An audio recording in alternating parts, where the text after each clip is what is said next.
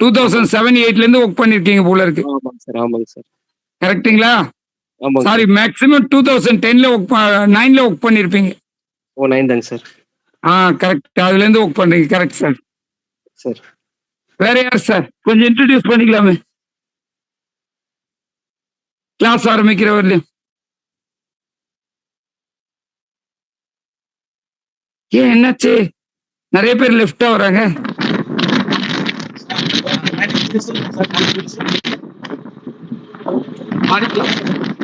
Sir voice clear ஆகல. Okay okay okay. கவனம் கம்மியா இருக்கு. உங்க பேர் professor?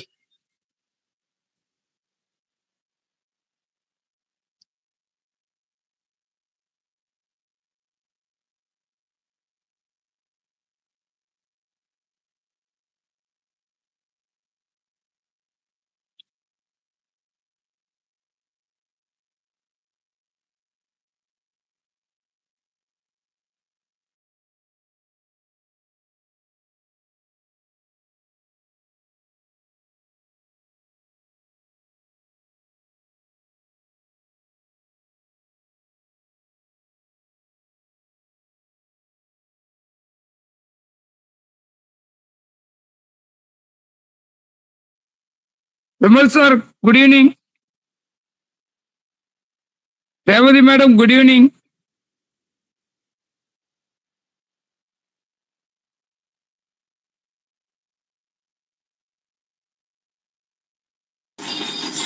Good evening sir.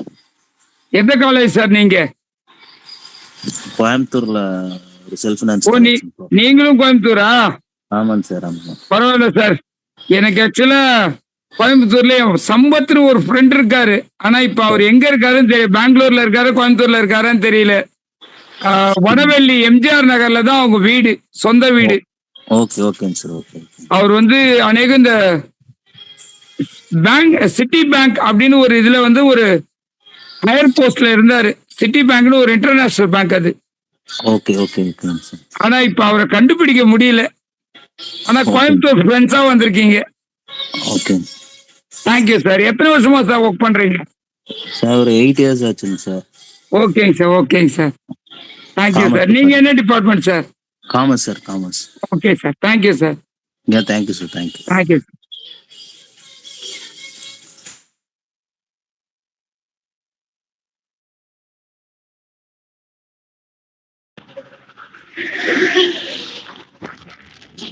Sir class start பண்ணிடலாமா சார்?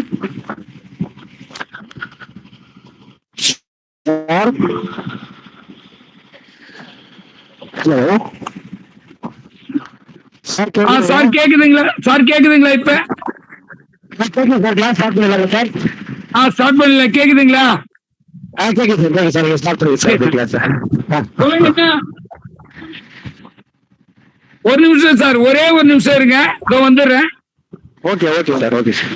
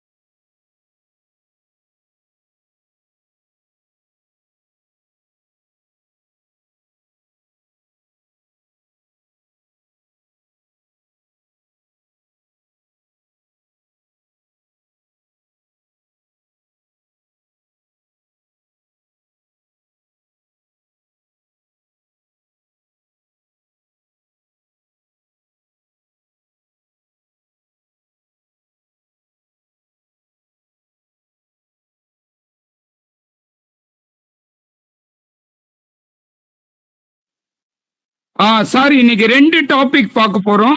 மாடர்ன் இந்தியாவில். ஒன்று வந்து இந்த 1857 மியூட்டனி, அடுத்தது social reforms in India in 19th and 20th 18th and 19th century. So இந்த 2 டாபிக் தான் பார்க்க போறோம் மாடர்ன் இந்தியாவில். ஏன்னா இது டீப்பா பார்க்கணுன்றதுக்காக தான் நான் இந்த டாபிக்கை தனியா எடுக்கிறேன். இல்லைன்னா நான் வந்து இந்த டாபிக்கை தனியா எடுக்க மாட்டேன், மேலோட்டமா போயிட்டு இருப்பேன். சரிங்களா? சரி. So first topic 1857 mutiny. எல்லாருக்கும் கேக்குதான்னு மட்டும் பார்த்தேங்க. ஏன்னா நான் பிரெயில் புக்கு பார்வையற்றோர் படிக்கக்கூடிய பிரெயில் புக்கை கையில வச்சுக்கிட்டு ஒரு பக்கம் போனை கையில வச்சுட்டு இது பண்றேன், அதனால சொல்றேன். சரிங்களா? ஸோ அப்ப கேக்குதுங்க சார். ஓகேங்க. ஸோ அப்ப இன்னைக்கு நம்ம அந்த முக்கியமான தலைப்பு அப்படின்னு பார்க்கும்போது இந்த 1857 மியூட்டனில என்னென்ன ஹெட்டிங் அப்படின்னு பார்க்குறோம். பார்த்தோம்னா ஒரு இன்ட்ரோடக்ஷன் இருக்கு. இன்ட்ரோடக்ஷன்ல இந்த 1757க்கு பிறகு 1856க்குள்ளாக ஒரு நூற்றாண்டுக்குள்ளாக இந்தியாவுடைய பெரும்பகுதி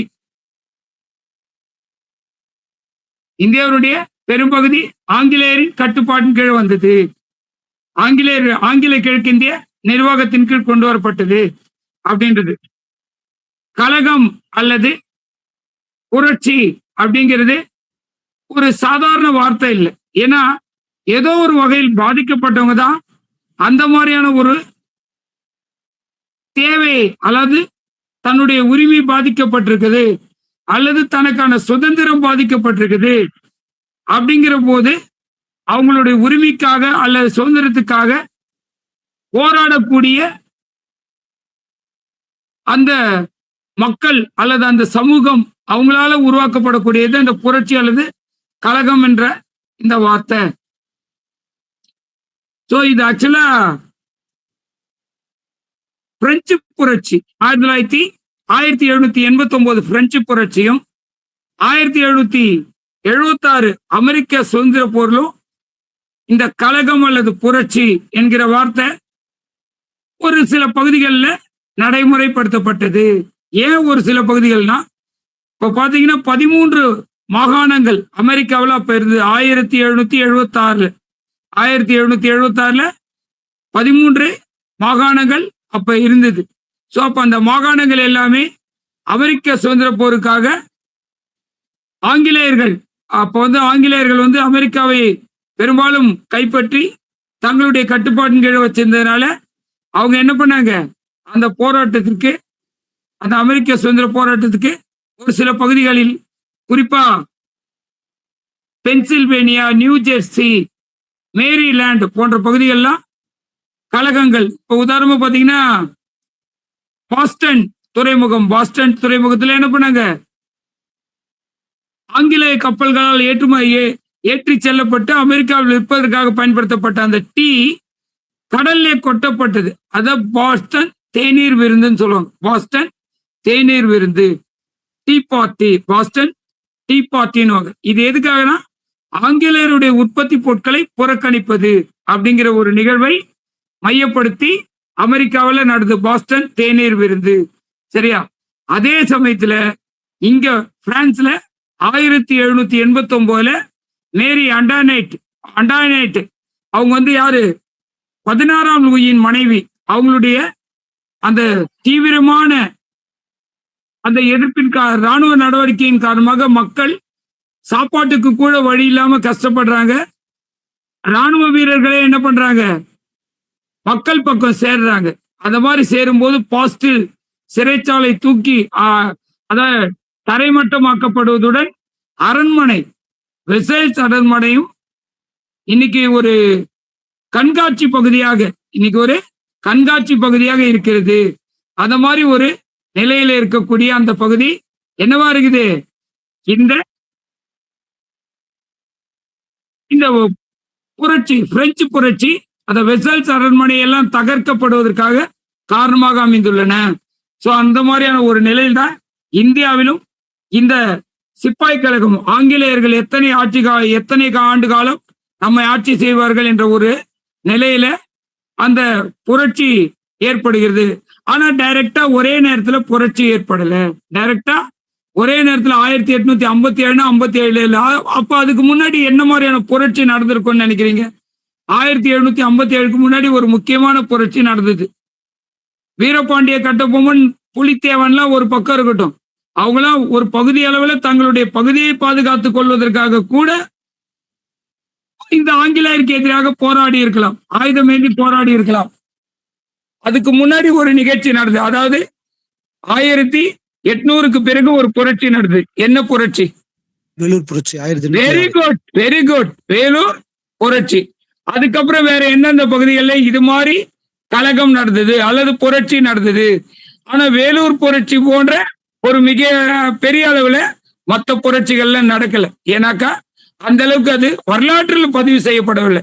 ஏன்னா பெரும்பாலும் ஆங்கில அரசாங்கம் தங்களுக்கு தேவையான செய்திகளை மட்டுமே அந்த பகுதிகளில், அந்த நிகழ்வுகள்ல, அந்த புரட்சிகள் நடைபெற்ற இடங்கள்ல பதிவு பண்ணிக்கிட்டாங்க. ஏன் பதிவு பண்ணிக்கிட்டாங்கன்னு கேட்டீங்கன்னா, தவறான செய்திகள், அதாவது ஆங்கிலேயருக்கு எதிரான செய்திகள் நம்ம இந்தியருக்கு சென்றுவிடக் கூடாது, அதன் மூலம் ஆங்கிலேயரின் செல்வாக்கு சரிந்துவிடும் என்ற ஒரு நிலை ஏற்பட்டதால் அவங்களால என்ன பண்ண முடியல, அதை பகிர முடியல அல்லது பதிவு பண்ண முடியல. பெரும்பாலும் வரலாற்று ஆவணங்கள் ஆதாரம் இல்லாம பதிவு செஞ்சுட்டு அது வரலாற்று ஆவணங்கள் ஆகாது. அது ஒண்ணு புராணம் அல்லது இதிகாசம் அல்லது அது போன்ற வேறு ஒரு செயல்பாடுகளா கூட இருக்கலாம். சரியா? சோ அதனால அந்த மாதிரியான ஒரு நிகழ்வு. ரைட்டா? இப்ப இந்த 1806 வேலூர் புரட்சி. அதுக்கப்புறம் என்னது? 1816 அது எந்த ஊர்ல நடந்தது? அது மாதிரி பர்தோலி அப்படிங்கிற ஒரு ஊர்ல நடந்தது. பர்தோலி அநேகாவது பர்தோலின்றது எனக்கு தெரிஞ்சு பீகார் அல்லது ஜார்க்கண்ட்ல இருக்கும்னு நினைக்கிறேன். சோ இப்ப பிரசன்ட்ல அதை பார்க்கணும். அடுத்து 1824 கோரக்பூர்னா எங்க? உத்தரப்பிரதேசம். கோரக்பூர்னா உத்தரப்பிரதேசம். அடுத்து 1831 வருஷம் நோட் பண்ணி வச்சீங்க. வங்காளம் 1831. அப்புறம் 1836 நாக்பூர். 1836 நாக்பூர். 1848 அடுத்தோட 1848 கல்கத்தா. அதுக்கப்புறம் 1849 அது 49 முதல் 52 வரை மலபார் கேரளா பகுதி. அப்புறம் 1857 55 56 சந்தாலி. சரியா? இந்த மாதிரி பகுதிகளில் என்னவா நடந்தது? இந்த ஆங்கிலேயருக்கு எதிராக கலகங்கள் நடந்தது. ஆங்கிலேயருக்கு எதிராக கலகங்கள் நடந்தது. இந்த கலகங்கள் எப்படின்னா ஒரு குறிப்பிட்ட பகுதியில் மட்டுமே. இப்ப தமிழ்நாட்டில் பாத்தீங்கன்னா இன்னைக்கு தமிழ்நாடுன்னு ஒரு 38 மாவட்டங்களை உள்ளடக்கி இருக்கு. அன்னைக்கு சென்னை மாகாணம் என்ற பேர்ல இருந்து எப்போ ஆங்கிலேயர் ஆட்சி ஏற்பட்ட பிறகு 1639 சென்னையை சென்னப்ப நாயக்கரிடமிருந்து ஆங்கிலேயர்கள் வாங்கினாங்க. ஆங்கிலேயர்கள் வாங்கி 1641 சென்ட் ஜார்ஜ் கோட்டையை கட்டினாங்க. அதன் பிறகு ஆங்கிலேயர்கள் என்ன பண்ணாங்க? இந்த தமிழ்நாடு சென்னை மாகாணம் என்ற பெயரில் அழைத்தார்கள். அப்படி சென்னை மாகாணம் என்ற பெயரில் அழைக்கும் போது எந்தெந்த பகுதிகள் பெரும்பாலும் இருந்தது? கேரளாவின் ஒரு சில பகுதிகள், ஆந்திரா முழுமைக்கும் ஒரு சில பகுதிகள், கர்நாடகாவின் ஒரு சில பகுதிகள், தமிழ்நாடு முழுமைய, மைசூர் ஒரு பக்கம் இருந்தது, ஹைதராபாத் நிஜாம் ஒரு பக்கம் இருந்தாங்க. ஏன் இங்க தமிழ்நாட்டிலே என்ன பண்ணாங்க? ஆற்காட்டு நவாப் அப்படிங்கிற ஒரு ஆட்சி பகுதியும் இருந்தது. தமிழ்நாட்டிலேயே ஆற்காட்டு நவாப்னா வேற எங்கேயும் இல்லை, நம்ம பகுதி தான்.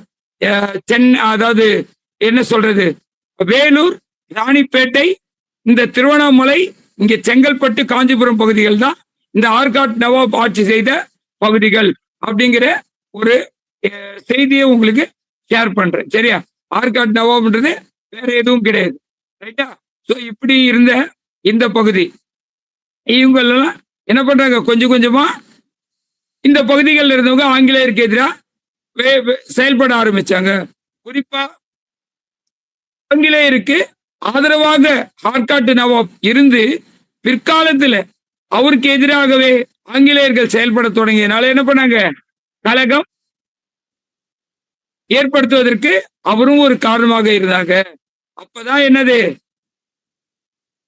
இந்த புரட்சி 1857 புரட்சி.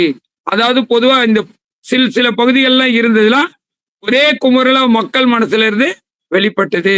சரி, அப்ப ஆங்கிலேயர் ஆட்சியை வெளியேற்ற வேண்டும் அப்படிங்கிற நோக்கத்துல 1857 புரட்சி ஏற்பட்டது.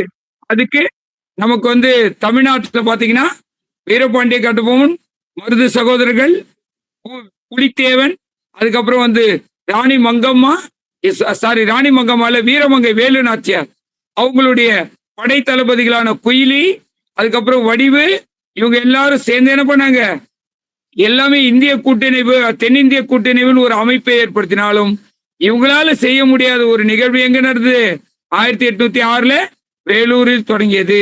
சோ அது மாதிரி தொடங்கின கழகம் ஒவ்வொரு பகுதியில கொஞ்சம் கொஞ்சமா நடந்து போவதும் ஒரு 1857 மிகப்பெரிய கலவரமா இந்தியாவில் உருவாவதற்கு, குறிப்பா வட இந்திய பகுதிகளில் உருவாவதற்கு காரணமாக வந்தது. சரி, இப்ப 1857 புரட்சிக்கான காரணங்கள் என்னென்னு பார்ப்போம். புரட்சிக்கான காரணங்கள் என்னன்னு பார்ப்போம். சரியா? என்னென்ன காரணம்? பொதுவா என்ன சொல்லுவாங்க, கொழுப்பு தடவப்பட்ட தோட்டாக்களை பயன்படுத்துவதுதான் இந்த புரட்சிக்கு உடனடி காரணம் சொல்றாங்க. அதனால அதுக்கு முன்னாடில என்ன காரணமா இருந்திருக்கும் அப்படின்னு நம்ம ஒண்ணு ஒண்ணா பார்க்கணும். சரியா? அப்ப எந்த 1757 என்ன நடந்தது? என்னங்க? ஆமாமா, 1757 என்ன நடந்தது? 1757 என்ன நடந்தது? 1757 happened in India. சிப்பாய் கழகம் சார். சிப்பாய் கழகம் நடந்தது இல்லையா? இந்த சிப்பாய் கழகம் நடந்த தொடங்கியதுல இருந்து ஆங்கிலேயர் ஆட்சி 1 நூற்றாண்டு காலம் இந்தியாவில் இருந்தது. சரியா? சோ அந்த இந்தியாவில் இருந்த அந்த 1 நூற்றாண்டு காலத்தில் யார் யார்கள், எந்த இந்திய ஆட்சியாளர்கள் அல்லது எந்த இந்திய ராணுவ வீரர்கள் இவங்கள என்னென்ன அந்த பிரச்சனைகளை எதிர்கொண்டார்களோ அல்லது தொல்லைகளை எதிர்கொண்டார்களோ அந்த அளவுக்கு அவங்க ஆங்கிலேயர்கள் மீது வெறுப்புணர்வை ஏற்படுத்திக்கிட்டாங்க. ஆங்கிலேயருக்கு எதிராக வெறுப்புணர்வை ஏற்படுத்திக்கிட்டாங்க. இந்திய மன்னர்களுக்கு கொடுத்து வந்த தொல்லைகள், சிப்பாய்களிடம் காணப்பட்ட ஆங்கிலேயருக்கு எதிரான அதிருப்தி, இதெல்லாம் என்னது? சிப்பாய் கழகம் ஏற்படுவதற்கு அரசியல் காரணம். அரசியல் காரணம். அரசியல் காரணம்னா என்னது? டல்ஹவுசி பிரபு நடைமுறைப்படுத்திய நாடு இழப்பு கொள்கை அல்லது வாரிசு இழப்பு கொள்கை அல்லது அவகாசியிலி கொள்கை. 3 விதமான இந்த கொஸ்டின் இது கேட்கலாம் ஒன் வேர்ட்ல கூட. சரியா? நாடு இழப்பு கொள்கைன்னு கேட்டாலும் எழுதிக்கணும், வாரிசு இழப்பு கொள்கைன்னு கேட்டாலும் எழுதிக்கணும், அப்புறம் என்ன கொள்கைன்னு கேட்டா எழுதிக்கணும், அவகாசியிலி கொள்கை. சரியா? அப்ப ஆங்கிலேயரின் நாடு சேர்ப்பு கொள்கை யார் மூலமா தொடங்குது? டல்ஹவுசி பிரபு மூலமா. அதுக்கு முன்னாடி எல்லாம் இல்லையா சார்? இருந்தது. அதுக்கு முன்னாடி வேற என்ன பேர்ல இருந்தது? துணைப்படை திட்டம். துணைப்படை திட்டம் யாருடைய ஆட்சி காலம்? துணைப்படை திட்டம். துணைப்படை திட்டம் யாருடைய ஆட்சி காலம்? வெல்லஸ்லி. Very good. 1798 1805 வெல்லஸ்லி. அப்புறம் என்ன பண்ணாங்க? இரட்டை நிர்வாக முறை. யாருடைய ஆட்சி காலத்துல? 2 பேருடைய ஆட்சி காலத்துல இருந்து இரட்டை நிர்வாக முறை. ஒன்னு ராபர்ட் கிளைவ், இன்னொன்னு வாரன் ஹேஸ்டிங்ஸ். சரியா? Warren Hastings.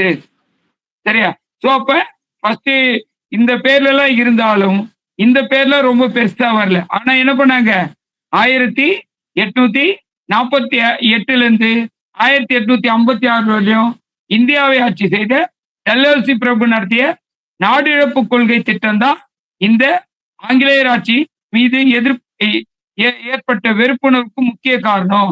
அவர் ஆம்பளை பிள்ளைங்க இல்லாத இடத்துல பொம்பளை பிள்ளைங்களா நீங்க ஆட்சி செய்யக்கூடாது அப்படின்னு சொல்லி அந்த பகுதிகளை ஆங்கிலேயர் அரசாங்கத்திடம் கொடுத்துடணும் அப்படின்னு சொல்லிட்டாங்க. சரியா?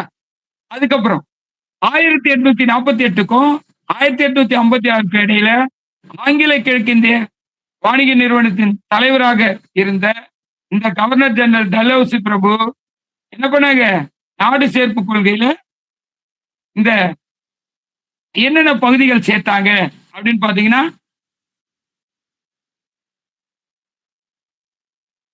என்னென்ன கொள்கை, என்னென்ன அரசுகள் சேர்த்தாங்கன்னு பாத்தீங்கன்னா, அயோத்தி, தஞ்சை, கர்நாடகம், சதாரா, ஜெய்ப்பூர், சம்பல்பூர், உதய்பூர், நாக்பூர், ஜான்சி. சரிங்களா? இதெல்லாம் நோட் பண்ணிக்கணும். யார் யார் வந்து டல்ஹௌசியால நாடெடுப்பு கொள்கையின் மூலமா ஆட்சி எழுதாங்க? அயோத்தி, தஞ்சை, கர்நாடகம். தஞ்சை ஏன்னாக்கா அவரு 2ஆம் சரபோஜிக்கு பிறகு ஆளுவதற்கு ஆட்சி அங்க வலிமையான மராத்திய அரசு இல்லை. தஞ்சையில வலிமையான மராத்திய அரசு இல்லை. அதே மாதிரி கர்நாடகத்திலயும் நவாப் வலிமையான நவாப் அரசு இல்லை. சதாரா, அதுக்கப்புறம் ஜெய்ப்பூர் ராஜஸ்தான், சம்பல்பூர் மத்திய பிரதேசம், உதய்பூர் ராஜஸ்தான், சரியா, நாக்பூர் மத்திய பிரதேசம், ஜான்சி உத்தரப்பிரதேசம், இந்த மாதிரி இடங்கள்லாம் அங்க இல்ல. இவங்கள என்ன ஆண் வாரிசுகள் இல்லாத காரணத்தால் அவங்க என்ன பண்ணாங்க, இந்த டல்ஹௌசியின் ஆட்சியின் கீழ் கொண்டு வரப்பட்டாங்க. அதே மாதிரி 2ஆம் பகதூர் ஷா, டெல்லி ஆட்சி செய்த 2ஆம் பகதூர் ஷா, இவரும் என்ன பண்ணிட்டாங்க, அப்புறம் வந்து இவங்களாம் என்ன பண்ணாங்க, டல்ஹௌசியால பதவி நீக்கம் செய்யப்பட்டாங்க. ஆண் வாரிசுகள் இல்லை என்ற ஒரு காரணத்தை கூறி யாரு இவங்கள பதவி நீக்கம் செஞ்சதுனால இந்த ஆட்சியாளர்கள் ஆங்கிலேய அரசுக்கு எதிராக கலகத்தில் ஈடுபட தொடங்கினர். சரியா? 2வது காரணம் சமூக காரணங்கள். சமூக காரணங்கள் கிட்டத்தட்ட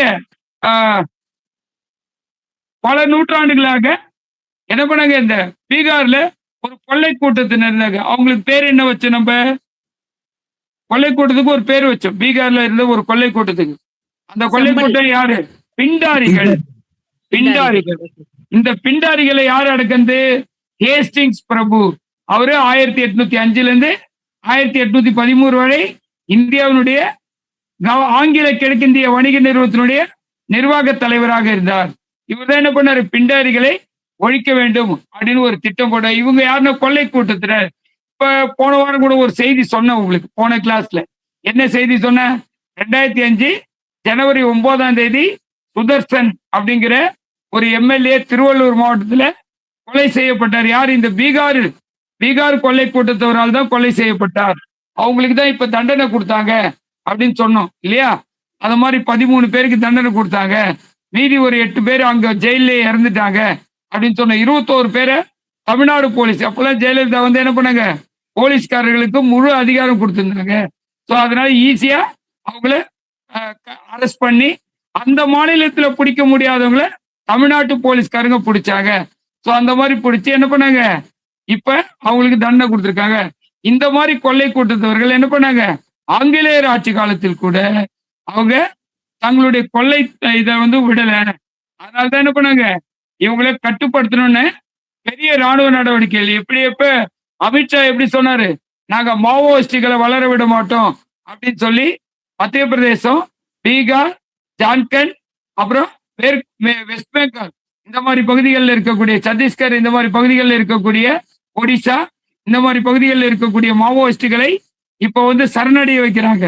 ஏன்னா என்ன பண்ணிடுறாங்க, ரேட் பேசிடுறாங்க. என்ன ரேட்டு, இந்த மாவோயிஸ்ட பத்தி தகவல் கொடுத்தா உங்களுக்கு 20 லட்சம் ரூபாய் பணம் தரும், 10 லட்சம் ரூபாய் பணம் தரும், 5 லட்சம் ரூபாய் பணம் தரும் அப்படின்னு சொல்லிட்டு ரேட் பேசிடுறாங்க. அதனுடைய விளைவா என்ன பண்ணிடுறாங்க, வேற வழியே இல்லாம நம்மளே போய் உயிருக்கு நம்ம செத்து போறதை விட சரண்டர் அடைஞ்சு அவனுக்கு கூட ஜெயில கூட இருந்துடலாம் அப்படின்ட்டு இப்ப என்ன பண்றாங்க, மாவோயிஸ்ட் சரண்டர் அடைகிறாங்க.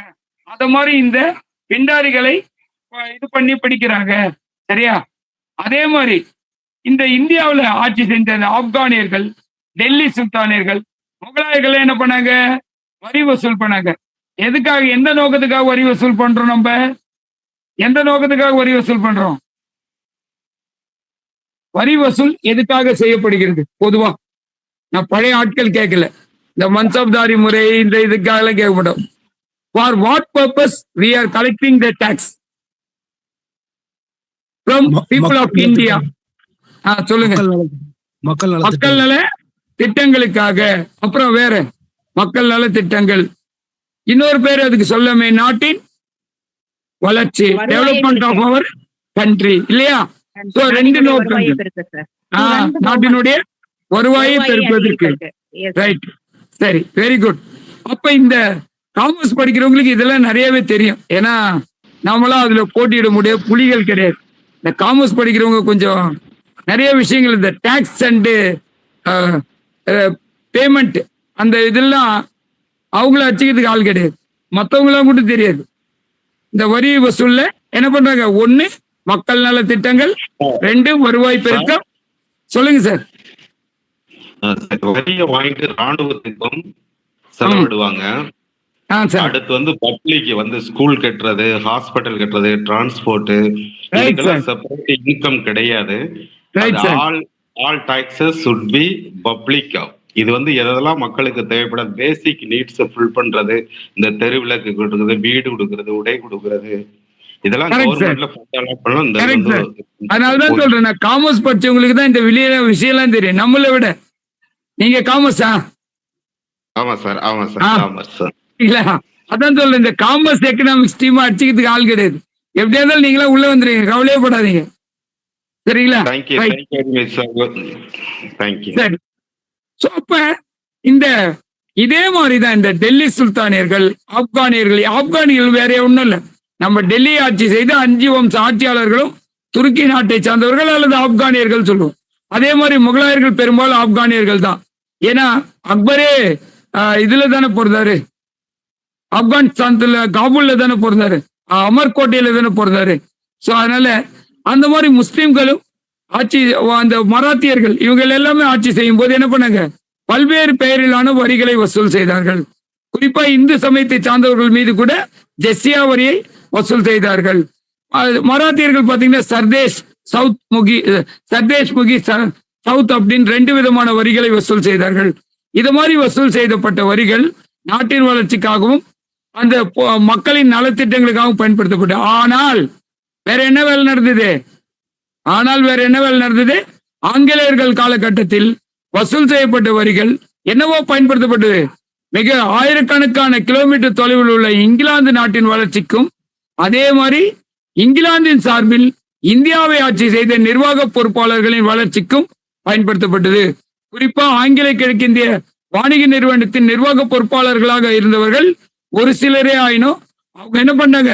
மிக விரைவில் இன்னைக்கு இருக்கக்கூடிய அம்பானி, டாடா போன்ற பெரும் பணக்காரர்களாக வளர்ந்தார்கள். உதாரணமா பாத்தீங்கன்னா, நம்ம ஆங்கிலேயர் ஆட்சி ஏற்பட்ட உடனேயே 1772 ஒழுங்குமுறை சட்டத்துக்கு காரணமாக இருந்த அந்த வாரன் ஹேஸ்டிங்ஸ் ஆட்சியாளராக பொறுப்பேற்றார். இந்த ஆட்சியாளராக வாரன் ஹேஸ்டிங்ஸ் பொறுப்பேற்ற போதிலும் கூட அவரே ஃபைனலா ஊழல் செய்தார் அப்படிங்கிற பேர்ல அவருக்கும் 1774 இந்தியாவிலிருந்து அவர் தகுதி நீக்கம் செய்யப்பட்டு வெளியே அனுப்பப்பட்டார். அப்படிங்கிறது தான் நிஜமான கசப்பான உண்மை. ஒழுங்குமுறை சட்டம் 1773 நடைமுறைப்படுத்தப்பட்ட போதும் அது நிர்வாக ஒழுங்கு ஊழலை தடுப்பதற்கான சட்டமாக இங்கிலாந்து நாடாளுமன்றத்தால் நிறைவேற்றப்பட்ட போதிலும் என்ன பண்ணாங்க? அவரை ஊழல் செய்தார் என்ற பெயரில் நாட்டை விட்டு, இந்தியாவை விட்டு வெளியேற்றி அவருக்கு ஓய்வூதியம் கூட கொடுக்காம இங்கிலாந்துக்கு அனுப்பி வச்சாங்க. சரியா? ரைட், சரி. சோ அப்ப இந்தியாவில் பயிரிடப்பட்ட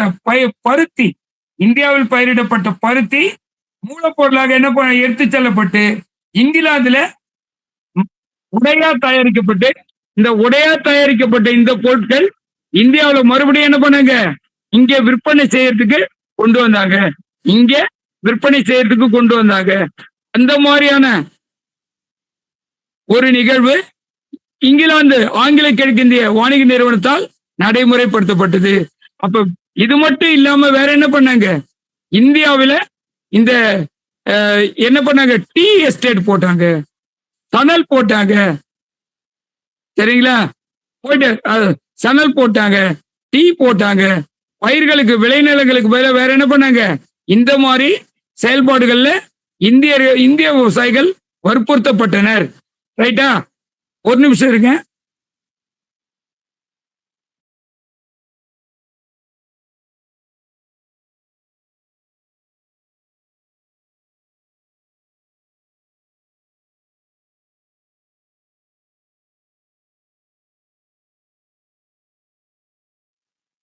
ரைட். சோ அடுத்து நிர்வாக காரணங்கள். சரியா? நிர்வாக காரணங்கள். அப்ப இந்திய நிர்வாக காரணங்கள் என்ன? இந்திய சுதேச அரசர்கள் இந்த ஆங்கில கிழக்கிந்திய வணிக நிறுவனத்தின் கட்டுப்பாட்டின் கீழே கொண்டு வரப்பட்டாங்க. அதனால என்னாச்சு? இந்த சிற்றரசர்களிடம் வேலை பார்த்த உயர் அதிகாரிகள், அப்புறம் அவங்க வேலை என்ன பண்ணாங்க? உயர் அதிகாரிகளும் அதுக்கப்புறம் அவங்களுக்கு கீழே வேலை பார்த்த அதிகாரிகளும் என்ன பண்ணாங்க? வேலை இழக்க வேண்டிய கட்டாயம் ஏற்பட்டது. வேலை இழக்க வேண்டிய கட்டாயம் ஏற்பட்டது. வேலை இழக்க வேண்டிய கட்டாயம் ஏற்பட்டது. அதுக்கப்புறம் என்ன பண்ணாங்க? சிவில் அடுத்தது இவங்க பின்னாலே என்ன பண்ணாங்க? மரம் அறுப்பவர்களாகவும், அடுத்தது வேட்டையாடுபவர்களாகவும், மரம் வெட்டுபவர்களாகவும், கிணறு வெட்டுபவர்களாகவும், இப்படி அந்த வேலை வாய்ப்பை இழக்க வேண்டிய கட்டாயம் ஏற்பட்டது. அடுத்து என்ன பண்ணாங்க? சிவில் ராணுவ துறைகள். சிவில் ராணுவ துறைகள்ல ஆங்கில கிழக்கிந்திய வாணிக நிறுவனத்தை சார்ந்தவர்களுக்கு மட்டுமே உயர் பதவிகள் வழங்கப்பட்டது. ஆங்கில கிழக்கிந்திய வாணிக நிறுவனத்தை சார்ந்தவர்களுக்கு மட்டுமே உயர் பதவிகள் வழங்கப்பட்டது. என்ன பண்ணாங்க? 500 ரூபாய் சம்பளம். அப்போ வருஷத்துக்கு 500 ரூபாய் சம்பளம். நம்ம எப்போ 1857 கிட்டத்தட்ட ஒரு 168 ஆண்டுகள், 168 ஆண்டுகளுக்கு முன்னாடி 500 ரூபாய் சம்பளம்ன்றது இன்னைக்கு அது 1 கோடிக்கு சமம். சரியா? அன்னைக்கு இருந்த சம்பளம் ஆண்டுக்கு 500 ரூபாய் சம்பளம்.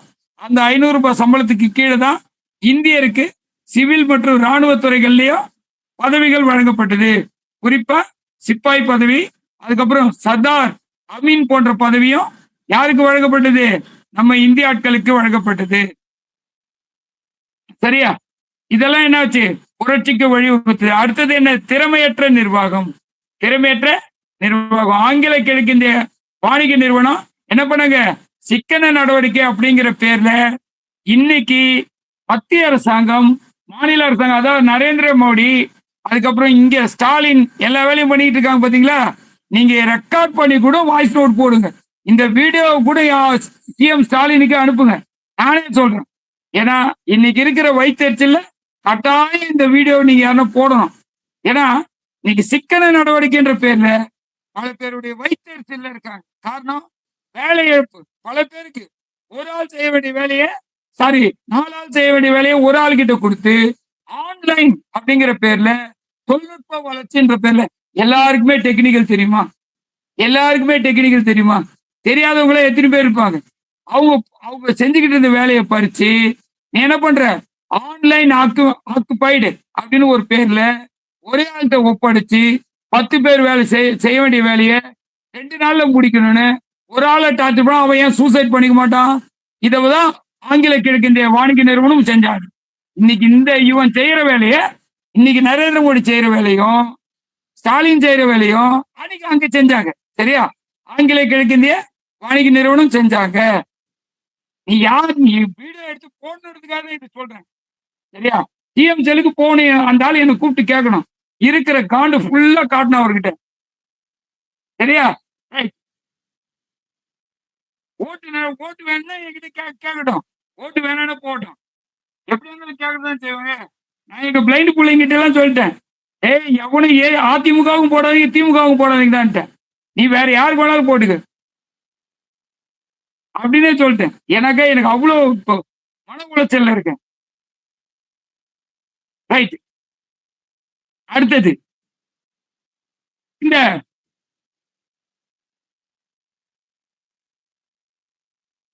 2 பிரிவு ஆக்சுவலா என்ன பண்ணாங்க? ராணுவம் சிவில் 2 பிரிவையும் ஒண்ணாக்கிட்டாங்க. ராணுவம் சிவில் 2 பிரிவும் ஒண்ணாக்கிட்டாங்க. சிவில்னா என்னது? IAS officer. ராணுவம்னா என்னது? IPS officer. இந்த ஐபிஎஸ் ஆபீசரையும் ஐஏஎஸ் ஆபீசர் போஸ்ட் என்ன பண்ணாங்க? ஒரே ஆள்கிட்டே கொடுத்துட்டாங்க. ஐஏஎஸ் ஆபீசரையும் ஐபிஎஸ் ஆபீசரையும் ஒரே ஆள்கிட்டே கொடுக்கலாமா? 2 பேர் வேற வேற இல்ல. ஐஏஎஸ் ஆபீசர் ஐபிஎஸ் ஆபீசரை விட ஒரு பவர் அதிகம். ஏன்னா ஐஏஎஸ் ஆபீசர் பவர் கொடுத்தாதான் ஐபிஎஸ் ஆபீசர் ஷூட்டிங் ஆர்டரே இது பண்ணலாம். 2 பேர் ஒரே ஆள்கிட்டே கொடுத்தா அந்த நிர்வாகம் எப்படி இருக்கும்? ஒண்ணு பாதுகாப்பு பார்க்கணும், இன்னொன்னு மக்கள் நலனை பார்க்கணும். 2 பேர் ஒரே ஆள்கிட்டே கொடுத்தா எப்படி இருக்கும்? அது மாதிரியான வேலையை செஞ்சாங்க. அதே மாதிரி பரம்பரையாக வரி வசூல் செஞ்ச அந்த தாசில்தார்கள் சொல்லிட்டு அவங்க தாலுகாதாரர்கள் ஒரு பேர்ல இருந்தாங்க. எங்க முகலாயர் ஆட்சி காலத்துல அவங்களெல்லாம் வேலை இருக்கிறதுக்கான வாய்ப்பே போயிடுச்சு. ஏன்னா இந்த சிவிலும் இதுவும் ஒன்னா வந்ததுனால. அடுத்து என்னது, நில உரிமை பறிக்கப்பட்டது. நில உரிமை பறிக்கப்பட்டது. ஏன் நில உரிமை? இந்த நிரந்தர நிலவரி திட்டம்னு ஒண்ணு வந்தாங்க பாத்தீங்களா? நிரந்தர நிலவரி திட்டம். காரன் வாலிஸ், அதுக்கப்புறம் சர் ஜான் ஷோர், இவங்கெல்லாம் நடைமுறைப்படுத்தினாங்க இந்த பட்டய சட்டம் 1793 இந்த நிலவரி திட்டத்துக்காகவே முக்கியமா அதனுடைய வரையறை அம்சங்கள்லாம் போடப்பட்டது. ஆனா என்ன பண்ணாங்க, இந்த நிலவரி என்ன பண்ணாங்க, யாரெல்லாம் அதிகப்படியான நிலங்கள் வச்சிருந்தாங்களோ அதுக்கப்புறம் அவங்க நிலங்கள் எல்லாம் பறிச்சு அவங்கள வந்து பொதுவா என்ன பண்ணாங்க, இப்பெல்லாம் நிலங்கள் என்ன பண்ணாங்க, பதிவு செய்யறோம். நம்ம நிலம் வாங்கி நம்ம பதிவு செய்யறோம். அப்பெல்லாம் பதிவுலாம் எப்படி இருக்குமா, இருந்ததா இல்லையான்னு தெரியாது. அக்பர் காலத்துல நிலங்கள் அளக்கப்பட்டது. அதுவே அவுரங்கசீப் காலத்துல அதெல்லாம் கிடையாது. ஏன் அவுரங்கசீப் காலத்துல கிடையாதுன்னா, அவுரங்கசீப் முஸ்லீம் சமயத்துக்கு மட்டும்தான் முக்கியத்துவம் கொடுத்தார். அல்லாஹ்வை கும்பிடணும், அவ்வளவுதான், வேற எதுவுமே வேலை கிடையாது. சரியா?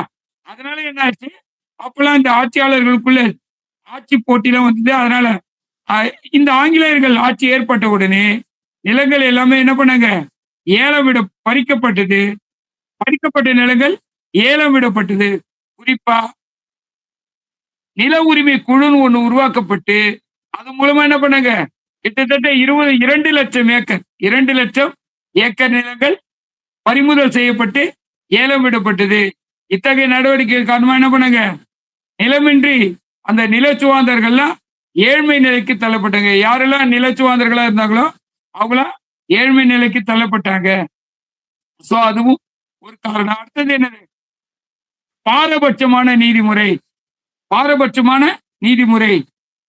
இப்ப இந்த ஆங்கிலேயர் காலத்துல பாரபட்சமான நீதிமுறை நடக்குது. எல்லாருக்கும் ஒரே நீதி அப்படிங்கிற பேர்ல ஆங்கிலேயர்கள் நீதிமன்றங்களை ஏற்படுத்தினாலும் என்ன பண்ணாங்க, ஆங்கிலேயர் ஆதிக்க அதிகாரிகளுக்கும் ஆங்கிலேய நிர்வாக பொறுப்பாளர்களுக்கும் என்ன பண்ணாங்க, இந்த ஆங்கிலேய கிழக்கிந்திய கம்பெனி நிர்வாகத்தினர் அவங்களுக்கு சாதகமாக மட்டுமே பெரும்பாலும் தீர்ப்பு கொடுத்தாங்க. பெரும்பாலும் சின்ன வழக்கா இருந்தாலும் அதுல இந்த ஜமீன்தாரர்கள் அந்த குத்தகைதாரர்கள் அவங்களுக்கு என்ன பண்ணாங்க, எந்தவித பாரபட்சமும் காட்டல. வழக்களை விசாரிக்கிறதுக்கு வக்கீலுக்கு தேவையான வழக்கறிஞர்களை நியமிக்கிறதுக்கு கூட வாய்ப்பு தர மாட்டாங்க. பொய் சாட்சியும் கள்ளப்பத்திரங்களும் அதிக அளவுல இருந்தது. அதிக அளவுல ஆங்கில கிழக்கிந்திய வாணிக நிறுவனத்தால பயன்படுத்தப்பட்டது. இது மாதிரி என்ன பண்ணாங்க, இந்த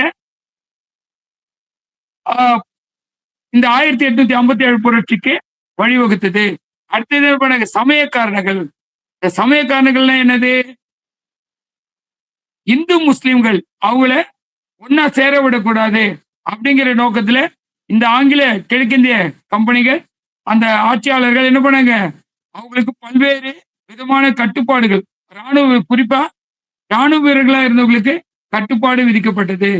குறிப்பா இந்த ஜான்ஸ் லாரன்ஸ் ஒருத்தர் என்ன பண்ணாரு, இந்த இந்து விக்கிரகங்கள் அது வந்து அறிவின்மை, அறிவுசாரா கடவுள் வழிபாடு அப்படின்னாரு. இந்து விக்கிரகங்களை கும்பிடுறது அறிவுசாரா வழிபாட்டு முறை அப்படின்னாரு. 2வது உருவ வழிபாடு கூடாது அப்படின்னாரு.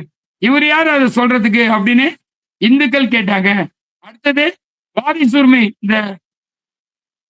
இந்த இந்துக்களுடைய பிள்ளைகள் கிறிஸ்துவர்களாக மாற்றப்பட்டாங்க. இது இன்னைக்கு நேற்று இல்லை, ஆங்கில கிழக்கிந்திய கம்பெனி வந்ததுனால மட்டும் இல்லை, அதுக்கு முன்னாடியே நடந்தது. குறிப்பா தமிழ்நாட்டுல இன்னைக்கு கன்னியாகுமரி, தூத்துக்குடி, திருநெல்வேலி, அதுக்கப்புறம் இந்த மாதிரி மாவட்டங்கள்ல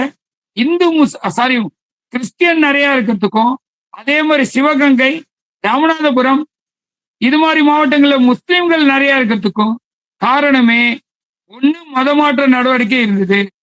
சாதாரணமா என்ன பண்ணுவாங்க, பொதுவா யாரெல்லாம் அடித்தட்டு மக்கள், குறிப்பா எஸ்சி மக்கள், எஸ்டி மக்கள், எஸ்சிஏ இந்த மாதிரி மக்கள் தான் பெரும்பாலும் கிறிஸ்டியனா கன்வெர்ட் ஆனாங்க. அப்போ ஏன் கன்வெர்ட் ஆனாங்க, இந்த எஸ்சி மக்கள் மலைவாழ் மக்கள், அதாவது எஸ்டி மக்கள் ஷெட்யூல் ட்ரைப், அதுக்கப்புறம் கடலோர வாழ் மீனவர்கள், இவங்களா ஏன் கிறிஸ்டியனா மாறினாங்கன்னா இவங்களுக்கு ஆதரவா இந்துக்கள் செயல்படவில்லை. குறிப்பா இந்த மராத்தியர்கள், நாயக்கர்கள், விஜயநகர சோழர்கள் எல்லாருமே என்ன பண்ணாங்க?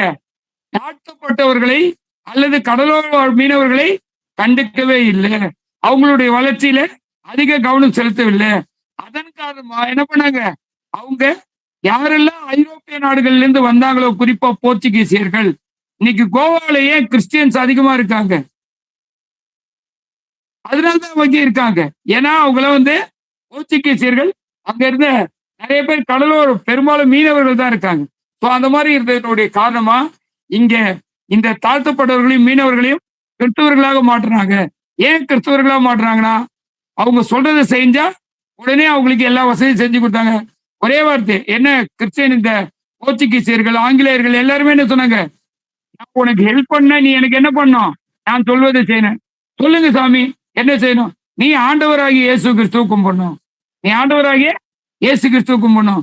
நீ கும்பிட்டீங்கன்னா நீ கேட்கறது நான் கும்பிட்டா நீ என்ன தருவ? உனக்கு எல்லாமே பாதுகாப்பா தரேன். படிப்பு வேணுமோ படிப்பு தரேன், சொக்கா வேணுமோ சொக்கா தரேன், கல்யாணம் பண்ணுமோ கல்யாணம் பண்ணி வைக்கிறேன். ஆனா நீ என்ன பண்ணும்? ஆண்டவராகிய இயேசு கிறிஸ்துவை கும்பிடணும். இதுதான் இந்த கொள்கை, அந்த மதமாற்ற சடங்கு.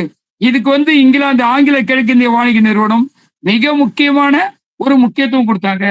அதனால்தான் 1606 இருந்து 1813 வரை ஆங்கில கிழக்கிந்திய கம்பெனியின் கீழ்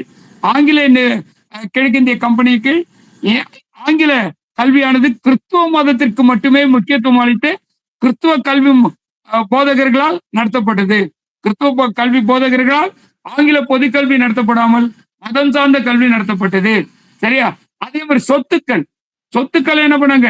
கிறிஸ்துவ மதத்தை மாறிய பிள்ளைகளுக்கு இந்து பெற்றோர்கள் சொத்துக்கள் கொடுத்தாகணும் அப்படிங்கிற ஒரு முக்கிய நடவடிக்கைகளை இந்த ஆங்கில கிழக்கிந்திய கம்பெனி எடுத்தது. ஸோ அது மாதிரி இன்னொன்று என்ன பண்ணாங்க? ஆங்கிலேயர் ஆட்சியாளர்கள், குறிப்பா வில்லியம் பெண்டிங், அதுக்கப்புறம் டல்ஹவுசி, இவங்களாம் என்ன பண்ணாங்க? மிகப்பெரிய நிறைய சீர்திருத்தங்கள் கொண்டு வந்தாங்க. எப்படி? இந்து மதத்துல என்ன பண்ணக்கூடாது? விதவை மறுமணம் கல்யாணம் பண்ணிக்கூடாது, பெண் குழந்தைகள் கொல்லணும், பெண் குழந்தை பிறந்தா பாவம், பொம்பளை பிள்ளைங்க இருக்கக்கூடாது. அதுக்கப்புறம் என்ன பண்ணாங்க? பொம்பளை பிள்ளைங்க கல்யாணம் ஆயிட்டா அவங்க வீட்டுக்காரர் செத்து போயிட்டா உடனே கூட போய் செத்து போயிடணும். இதை மாதிரிலாம் வச்சிருந்தாங்க. இதெல்லாம் என்ன பண்ணாங்க? இந்த வில்லியம் பெண்டிங் பிரபு, அதுக்கப்புறம் இந்த டல்ஹவுசி பிரபுலாம் என்ன பண்ணாங்க? கானிங் பிரபுலாம் அது மாதிரிலாம் செஞ்சா மனிதனை உங்களுக்குள்ளே அழைச்சிக்கிறீங்க, இதான் உங்க கடவுள் சொல்லி கொடுத்ததா அப்படின்னு சொல்லி மிகப்பெரிய சீர்திருத்தங்கள் ஏற்படுத்துறாங்க. அது மட்டும் இல்லாம அறிவியல் முறைப்படி போக்குவரத்து, தகவல் தொடர்பு இதெல்லாம் ஏற்படுத்துறாங்க. இதெல்லாம் என்னது? ஆங்கிலேயர்கள் இந்துக்களுக்கு எதிராக செயல்படுறதா நினைச்சு இந்துக்கள் என்ன பண்றாங்க? ஆங்கிலேயர்களின் செயல்பாட்டை எதிர்த்து புரட்சிக்கு தங்களை தயார் செய்கிறாங்க. அதுவும் ஒரு காரணம். அடுத்தது, இந்த இந்துக்கள் என்ன பண்றாங்க? கிறிஸ்துவ மதம் மாற்றம் செய்யப்படுறதுனால இந்துக்களுடைய பண்டைய பழக்க வழக்கங்கள் எல்லாம் தங்களுக்கு எதிராக அமையுது, அந்த பழைய பழக்க வழக்கங்கள்லாம் மாறுது. அப்படிங்கிறதுனால என்ன பண்ணாங்க? முதல் இந்திய சிப்பாய் கழகத்திற்கு அவங்க வித்துட்டாங்க. அடுத்து என்ன பண்றாங்க? தவறான புரிந்துணர்வு, ஆங்கிலேயருக்கும் இந்திய ஆட்சியாளர்களுக்கும் இடையே தவறான புரிந்துணர்வு. ஏன்னா இந்த இங்கிலாந்து நாடாளுமன்றத்தால நிறைவேற்றப்பட்ட நிறைய சட்டங்கள் என்ன ஆகுது? இந்திய அரசர்களுக்கு ஆதரவு தர மாதிரி இருக்குது, எதிர்ப்பு தவறு செய்யற மாதிரி இருக்கு. அதனால என்ன பண்றாங்க? இந்திய சிற்றரசர்கள் ஆங்கிலேயர்களை எதிர்க்க தொடங்குறாங்க. ரெண்டாவது, நிறவேறி இந்திய ஆட்சியாளர் பெரும்பாலும் என்ன பண்ணாங்க? ஒயிட்டா இருப்பாங்க. இங்கிலாந்துக்காரர்கள்லாம் பெரும்பாலும் நம்ம வடிவேலோ இல்ல சூர்யாவோ ஒருத்தர் சொல்லுவாரு. என்ன சொல்லுவாரு? ஒயிட்டா இருக்கவங்களாம் பொய் சொல்ல மாட்டான்டா, கருப்பா இருக்கவங்க தான்டா பொய் சொல்லுவான் அப்படின்ற மாதிரிலாம் சொல்லுவாங்க. சரியா? அந்த ஒரு உணர்வு இன்னைக்கும் கூட பல இடங்கள்ல இருக்கு. ஏன்னா நம்ம இந்து சமயத்திலேயே இப்ப என்ன பண்றோம்? இந்த பெண் பார்க்கும் படலத்துல ஆம்பளை பையன் கருப்பா இருந்தாலும் பரவாயில்ல, பொம்பளை புள்ள கலரா இருக்கணும்னு எதிர்பார்க்கிறோம். சரியா? இது இந்த இந்து சமயத்துல இன்னைக்கும் இருக்கக்கூடிய அந்த ஜாதி சம்பிரதாயம் பார்த்தா கூட அதுலயும் கலர் காம்பினேஷன் பாக்குறது. சரியா? அடுத்தது பாத்தீங்கன்னா என்னது? இந்த கிரிமிய போர்கள், ஆப்கானி போர்கள், பர்மிய போர்கள், இதெல்லாம் ஆங்கிலேயர்கள் தோத்தாலும் சீன போர்கள், அதுக்கப்புறம் ஒரு சில சிற்றரசுகளை வென்றதால என்ன பண்ணாங்க?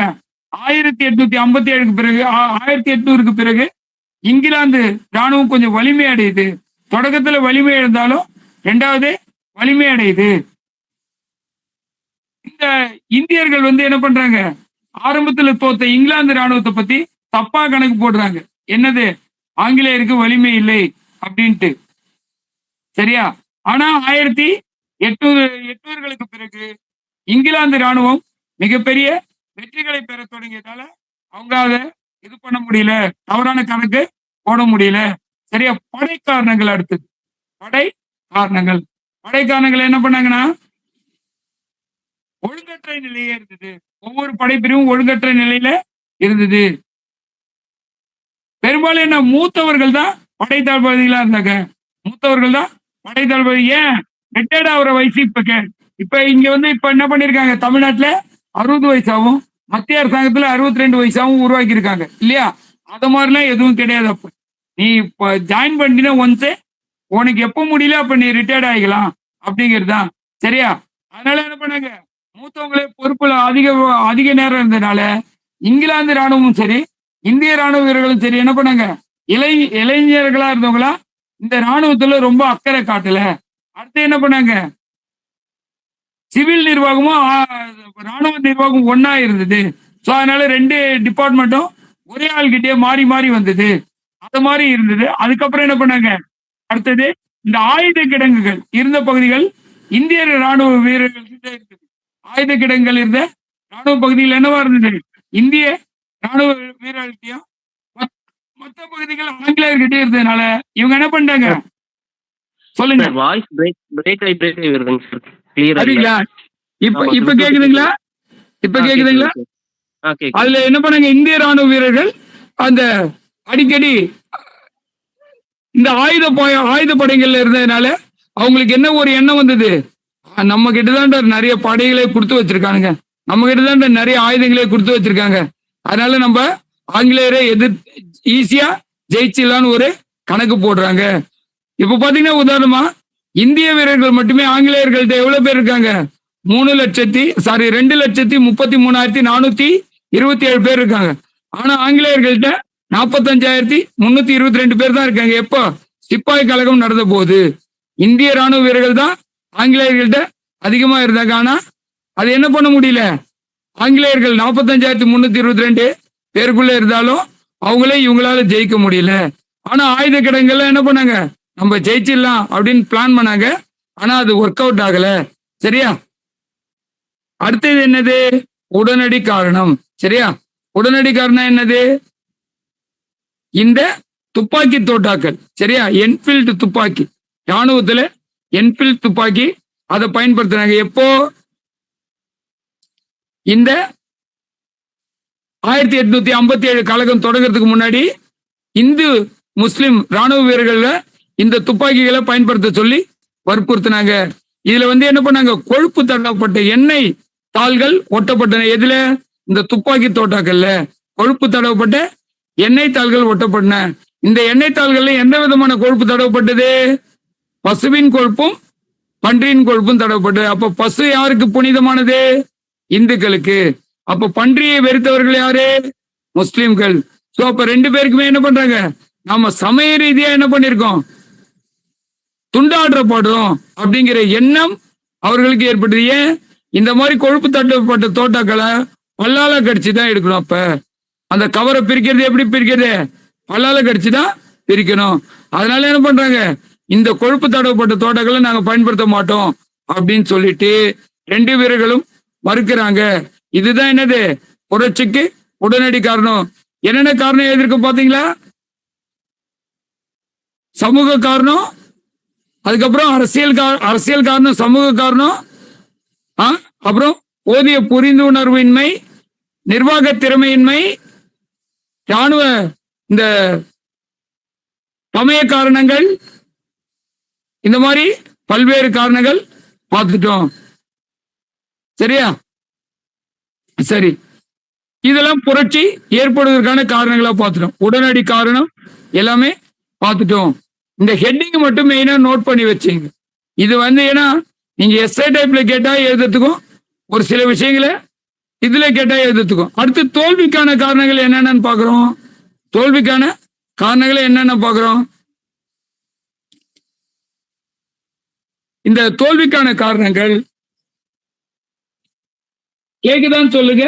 தோல்விக்கான காரணங்கள் என்னென்னு பார்க்கிறோம். இந்தியா முழுமைக்கும் கலகம் பரவல. இந்தியா முழுமைக்கும் கலகம் பரவல. சரியா? இந்தியா முழுமைக்கும் கலகம் பரவல. ஆப்கான் மற்றும் நேபாள மன்னர்கள் ஆங்கிலேயருக்கு உதவியது. ஆங்கிலேயருக்கு உதவி செஞ்சு அவங்களுடைய ராணுவ படைகளை அனுப்பி வச்சாங்க. அடுத்து என்ன பண்ணாங்க? பஞ்சாப், சிந்து, பம்பாய் ராஜபுத்திரர்கள், பஞ்சாப், சிந்து, பம்பாய் ராஜபுத்திரர்கள் என்ன பண்ணாங்க? அதுக்கப்புறம் தென்னிந்திய பகுதிகள், இந்த இடங்கள்ல கலகம் முழுமையா பரவல. கலகம் ஒரு குறிப்பிட்ட பகுதிகளில் மட்டுமே பரவுச்சு. அடுத்தது என்ன பண்றாங்க? பொதுவான திட்டம் இல்லை. பொதுவான திட்டம் இல்லை. இந்த புரட்சியில் ஈடுபட்டவங்களுக்கு என்ன பண்றாங்க? தங்களுடைய பகுதிகளை பாதுகாத்தால் போதுன்ற மாதிரி பொதுவான திட்டம் இல்லை. வங்காள வீரர்கள், அதுக்கப்புறம் முகலாய பேரரசு ஏற்படுத்திய அந்த முகலாய பேரரசை ஏற்படுத்துறதுக்கு வங்காள வீரர்கள் முயற்சி பண்றாங்க. ஆனா நானா பட்னாவிஸ் என்ன பண்றாரு? அவங்களுடைய ஆதரவாளர்கள் பேஷ்வா அரசை ஏற்படுத்தணும், மராத்திய அரசை ஏற்படுத்தணும் அப்படின்னு நினைக்கிறாங்க. ஜான்சி ராணி என்ன பண்றாங்க? அவங்களுடைய ஜான்சி பகுதியை, லட்சுமிபாய் அவங்களுடைய ஜான்சி பகுதியை பாதுகாத்தா போதும் அப்படின்னு நினைக்கிறாங்க. அதுக்கப்புறம் இந்திய அரசர்களே என்ன பண்றாங்க? ஆங்கிலேயர்களுக்கு ஆதரவு தராங்க. இந்திய அரசர்கள் ஆங்கிலேயருக்கு ஆதரவு அளித்தமை. இந்திய அரசர்கள் ஆங்கிலேயருக்கு ஆதரவு அளித்தமை. பல இந்திய அரசர்கள் என்ன பண்றாங்க? புரட்சியாளர்களுக்கு ஆதரவு அளிக்கவில்லை. பல இந்திய அரசர்கள் புரட்சியாளர்களுக்கு ஆதரவு அளிக்கவில்லை. அதுக்கப்புறம் என்ன பண்றாங்க? ஆற்றல் மிக்க படை தளபதிகள் இல்லை. ஆற்றல் மிக்க படை தளபதிகள் இல்லை. யாரு மாதிரி? இங்கிலாந்து ராணுவ வீரர்கள் மாதிரி இந்தியாவில் ஆற்றல் மிக்க படை தலைவர்கள் இல்லை. அதுக்கப்புறம் என்னது? இந்த நானா பட்னாவிஸ், தாந்தியா தோபே இவங்கள தலைமையேற்றாலும் அவங்க என்ன பண்றாங்க? வீரர்களை வழிநடத்துவதற்கு தேவையான தகுதிகள் அவங்கள்ட்ட இல்லை. ஏன்னா ஒருங்கிணைக்கும் பகுதி அவங்கள்ட்ட இல்லை. அடுத்து ஒரே மொழியின்மை. ஒரே மொழி கான்டாக்ட்ல பேச முடியல. ஒரே மொழியின்மை. என்ன மொழி? இங்கிலாந்துல என்ன பண்ணாங்க? English communication. ஆனா இந்தியாவில் இருந்த ஆட்சியாளர்கள் ஒவ்வொரு பகுதியிலும் ஒவ்வொரு மொழி பேசியனால கலகம் பத்தின செய்தி மக்கள்கிட்ட தப்பா போச்சு. அதனால மக்களும் இந்த புரட்சியாளர்களுக்கு தங்களுடைய ஆதரவை தெரிவிக்க முடியவில்லை, ஒரே மொழி இல்லைன்றதுனால. அடுத்து என்னது? ஆங்கிலேயரின் படை வளர்ச்சி ஆயுதம். ஆங்கிலேயர்கள்ட்ட என்ன இருந்தது? படை வளர்ச்சி ஆயுதம். என்ன மாதிரியான ஆயுதம்? என்ஃபீல்டு துப்பாக்கி இருந்தது. ஆனா இந்தியர்கள்ட்ட என்ன வருது? வெறும் கத்தி, அந்த மாதிரி ஆயுதங்கள் தான். பீரங்கிலாம் ஆங்கிலேயர்கிட்ட இருந்த அளவுக்குலாம் இந்தியர்கள்ட்ட இல்லை. ஸோ அது மிகப்பெரிய ஒரு இது. ரெண்டாவது தகவல் தொடர்பு. எந்த தகவல் தொடர்பு? டல்கௌசி ஏற்படுத்திய அந்த தபால் தந்தி முறையும் ரயில்வே போக்குவரத்தும் அதுக்கப்புறம் கப்பல் படையும் என்னவாச்சு? இந்தியர்களுக்கு, இந்த புரட்சியாளர்களுக்கு எதிராக கலகம் ஈஸியா அடக்கிட்டாங்க. அதுக்கப்புறம் 1,20,000 ஆங்கில வீரர்களும் 1,30,000 இந்திய வீரர்களும் கொண்ட இந்த சில கப்பல் படைகளும் என்ன பண்ணாங்க? கலகத்தை அடக்க டல்ஹௌசியால் பயன்படுத்தப்பட்டது அல்லது கானிங் பிரபுவால் பயன்படுத்தப்பட்டது. அடுத்து என்னது? கானிங் பிரபுடைய தந்திரம். என்ன கானிங் பிரபுடைய தந்திரம்? சில அரசர்களுக்கு பரிசு கொடுத்தாரு. சில அரசர்களுக்கு அவங்க ஆட்சி செய்த பகுதிகளையே கொடுத்தார். சில அரசுகளுக்கு என்ன கொடுத்தாரு? பரிசுகள் கொடுத்தாரு. சில அரசுகள் அவங்களுடைய ஆட்சி பகுதியிலே கொடுத்தாரு. இந்த மாதிரி அவங்கள சில பேர் என்ன பண்ணாரு? தண்டிக்காம மன்னிச்சு விட்டார். அதனாலதான் அவருக்கு என்ன பண்ணாங்க? கருணை மிகு காணிங் அப்படின்னு சொன்னாங்க. இந்த மாதிரி கானிங் பிரபு இந்த கலகம் முடியும் போது அவர் தான் ஆட்சியில் இருந்தாரு. அடுத்தது என்ன பண்ணாங்க? இந்த திறமையான தளபதிகள், சரியா, வலிமை மிக்க தளபதிகள் அவங்க இந்த லக்னோ, டெல்லி போன்ற பகுதிகளில் இந்த இந்த சிப்பாய் கழகத்தை பிடிச்ச உடனே என்ன பண்ணாங்க, ஆங்கிலேய கழகம் அடக்கப்பட்டு விட்டது. முக்கியமா இந்த தளபதி ஜான் லாரன்ஸ், ஹென்றி லாரன்ஸ், அப்புறம் ஹவுலாக், நிக்சன், நீல் கேம்பன், ஹெரோஸ் எட்வர்ட், இவங்களாம் என்ன பண்ணாங்க, முக்கியமான தளபதி கழகத்தை அடக்குவதில் மிக முக்கிய பங்கு வகித்தார்கள்.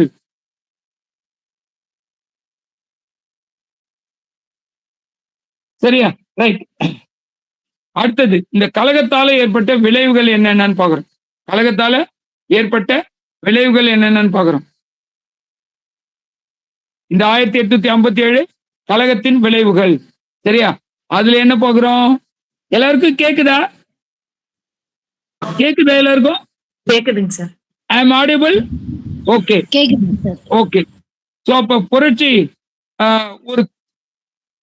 இந்த புரட்சி ஆங்கில கிழக்கிந்திய நிர்வாகத்தின் கீழ், ஆங்கில கிழக்கிந்திய வாணிக நிர்வாகத்தின் கீழ் இருந்து இந்திய ஆட்சியில் புதிய மாற்றத்தை ஏற்படுத்தியது. அரசியல் கொள்கையில் புதிய மாற்றத்தை ஏற்படுத்தியது. அதுக்கப்புறம் கிழக்கிந்திய கம்பெனி நிர்வாகத்தின் கிட்ட இருந்து இங்கிலாந்து அரசின் நேரடி நிர்வாகத்தின் கீழ் இந்திய ஆட்சி பகுதிகள் சென்றது. சரியா, அதுக்கப்புறம் இங்கிலாந்து நாடாளுமன்றத்தில் என்ன பண்ணாங்க, இந்தியாவை நிர்வகிப்பதற்கான இந்திய கவுன்சில் சட்டம் ஒன்று எப்ப நிறைவேற்றினாங்க? 2/8/1858 நிறைவேற்றினாங்க. 2/8/1858 இந்த சட்டம் எது? இந்திய கவுன்சில் சட்டம் 1858 ஆகஸ்ட் 2ஆம் தேதி அந்த சட்டம் நிறைவேற்றினாங்க. இதுவரையும் ஆங்கில கிழக்கிந்திய வாணிக நிறுவனத்தின் நிர்வாக தலைமை பொறுப்பில் இருந்த கவர்னர் ஜெனரல் இனிமே என்ன பண்ணாரு, இங்கிலாந்து ஆட்சியாளர்களால் வைஸ்ராய் அப்படிங்கிற பேர்ல இந்திய நிர்வாகத்தை மேற்கொள்வதற்கு நியமிக்கப்பட்டார். கவர்னர் ஜெனரலாக இருந்தவர் என்ன பண்ணாங்க, வைஸ்ராய் அப்படிங்கிற பேர்ல இங்கிலாந்து அரசின் சார்பில் இந்தியாவில் நிர்வாகத்தை மேற்கொள்வதற்கு நியமிக்கப்பட்டார். இவர் என்ன பண்ணாரு, இவர் இங்கிலாந்துல தங்கிட்டாரு. ஆனா இங்கிலாந்துக்கு வைஸ்ராய்க்கு உதவியாக இந்தியாவில் என்ன பண்ணாங்க, இவருக்கு ஒரு செக்ரட்டரியை நியமனம் பண்ணாங்க.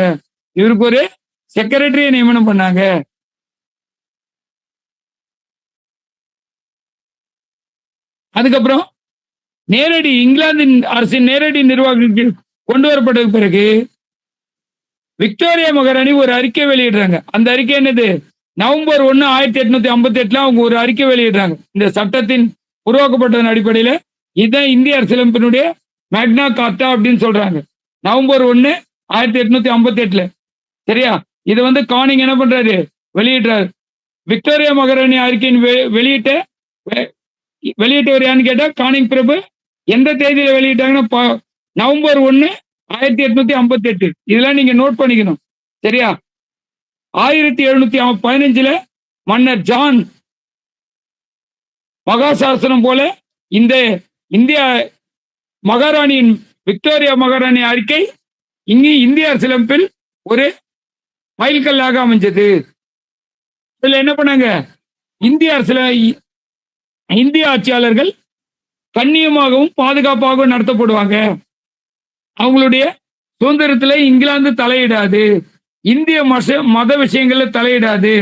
தகுதி வாய்ந்த இந்தியர்கள் எந்தவித பாகுபாடும் காட்டப்பட மாட்டாங்க. அவங்களுக்கு இங்கிலாந்து ஆட்சியின் கீழே உயர் பதவிகள், நிர்வாகத்தின் உயர் பதவிகள் வழங்கப்படும். அதுக்கப்புறம் என்னது, இந்த இந்தியர்கள் கழகத்துல முக்கியமா நேரடியா பங்கேற்றவர்கள் தவிர மீதி எல்லாரும் மன்னிக்கப்படுவார்கள். சரியா, சோ அந்த மாதிரி அறிவிச்சாங்க. அது மட்டும் இல்லாம என்ன பண்ணாங்க, இந்திய ராணுவ வீரர்களின் எண்ணிக்கையை குறைச்சு ஐரோப்பிய ராணுவ வீரர்களின் எண்ணிக்கை அனைத்து படைப்பிரிவுகளிலும் அதிகம் நியமிச்சாங்க. சோ அந்த மாதிரி பல்வேறு விஷயங்களை ஏற்படுத்தினாங்க. சரி, இது இப்படியே இருக்கட்டும். ஆங்கில பொதுக்கல்வி 1813 சட்டம் பின்னாடி 1835 பிறகு புதிய கல்விக் கொள்கை உருவாக்குறதுல 1857 அதுல புதிய பல்கலைக்கழகங்கள்லாம் தொடங்கப்பட்டது. ஸோ அது பின்னாடி என்னவா பண்ணாங்க? உயர்கல்வி சீர்திருத்தங்கள்லாம் கொண்டு வருவதற்கு இந்த விக்டோரியா மகாராணி அறிக்கையில கல்விக்கு முக்கியத்துவம் கொடுக்கப்பட்டது. அதுக்கப்புறம் வரவு செலவு பற்றாக்குறை, அதுக்கப்புறம் போர், இராணுவ செலவு, இதெல்லாம் வந்து என்ன பண்ணாங்க? இங்கிலாந்து அரசின், அதாவது இந்திய கிட்ட இருந்து வரி வசூல் செஞ்சாலும் அது வந்து என்ன பண்ணாங்க? இங்கிலாந்து அரசின் ஒரு பகுதியாக நாட்டின் வளர்ச்சிக்கு செலவிடுவது அப்படின்னு முடிவு பண்ணாங்க. சரியா? சரி. ஸோ இந்த மாதிரி இந்த விளைவுகள் இருந்தது. அடுத்தது நம்ம அடுத்த தலைப்பு என்ன பார்க்க போறோம்? கிபி 18-19ஆம் நூற்றாண்டுகள்ல என்ன பண்ணோம்? இந்தியாவில் ஏற்பட்ட சமூக சீர்திருத்த இயக்கங்கள். கிருஷ்ண சார், டைம் என்ன ஆகுது? ஏன்னா நான் கிளாஸ் இன்னைக்கு இந்த தலைப்பை முடிச்சே ஆகணுன்றதுக்காக. 7 போட்டு சார், டைம் 7:10. ஓகேங்க சார், நான் முடிஞ்ச அளவுக்கு 1 ஹவர்ல முடிச்சிடுறேன். இல்லைன்னா ஒரு 5 to 10 மினிட்ஸ் கொஞ்சம் கோச்சிக்காதீங்க. No problem sir, no problem sir. Okay, சரி. அப்ப இந்த சமூக சீர்திருத்த இயக்கங்கள், ஏன் சமூக சீர்திருத்த இயக்கங்கள் நம்ம பார்க்கணும், தெரிஞ்சுக்கணும்னு நினைக்கிறோம்? சமூக சீர்திருத்த இயக்கங்கள் ஏன் தேவை? சமூக சீர்திருத்த இயக்கங்கள் ஏன் தேவை? ஏன் தேவையா இருந்தது அந்த நாள்ல? சரி, இந்த நாள்ல வேணாம், அந்த நாள்ல ஏன் தேவையா இருந்தது? சமூக சீர்திருத்த இயக்கங்கள் ஏன் தேவையா இருந்தது?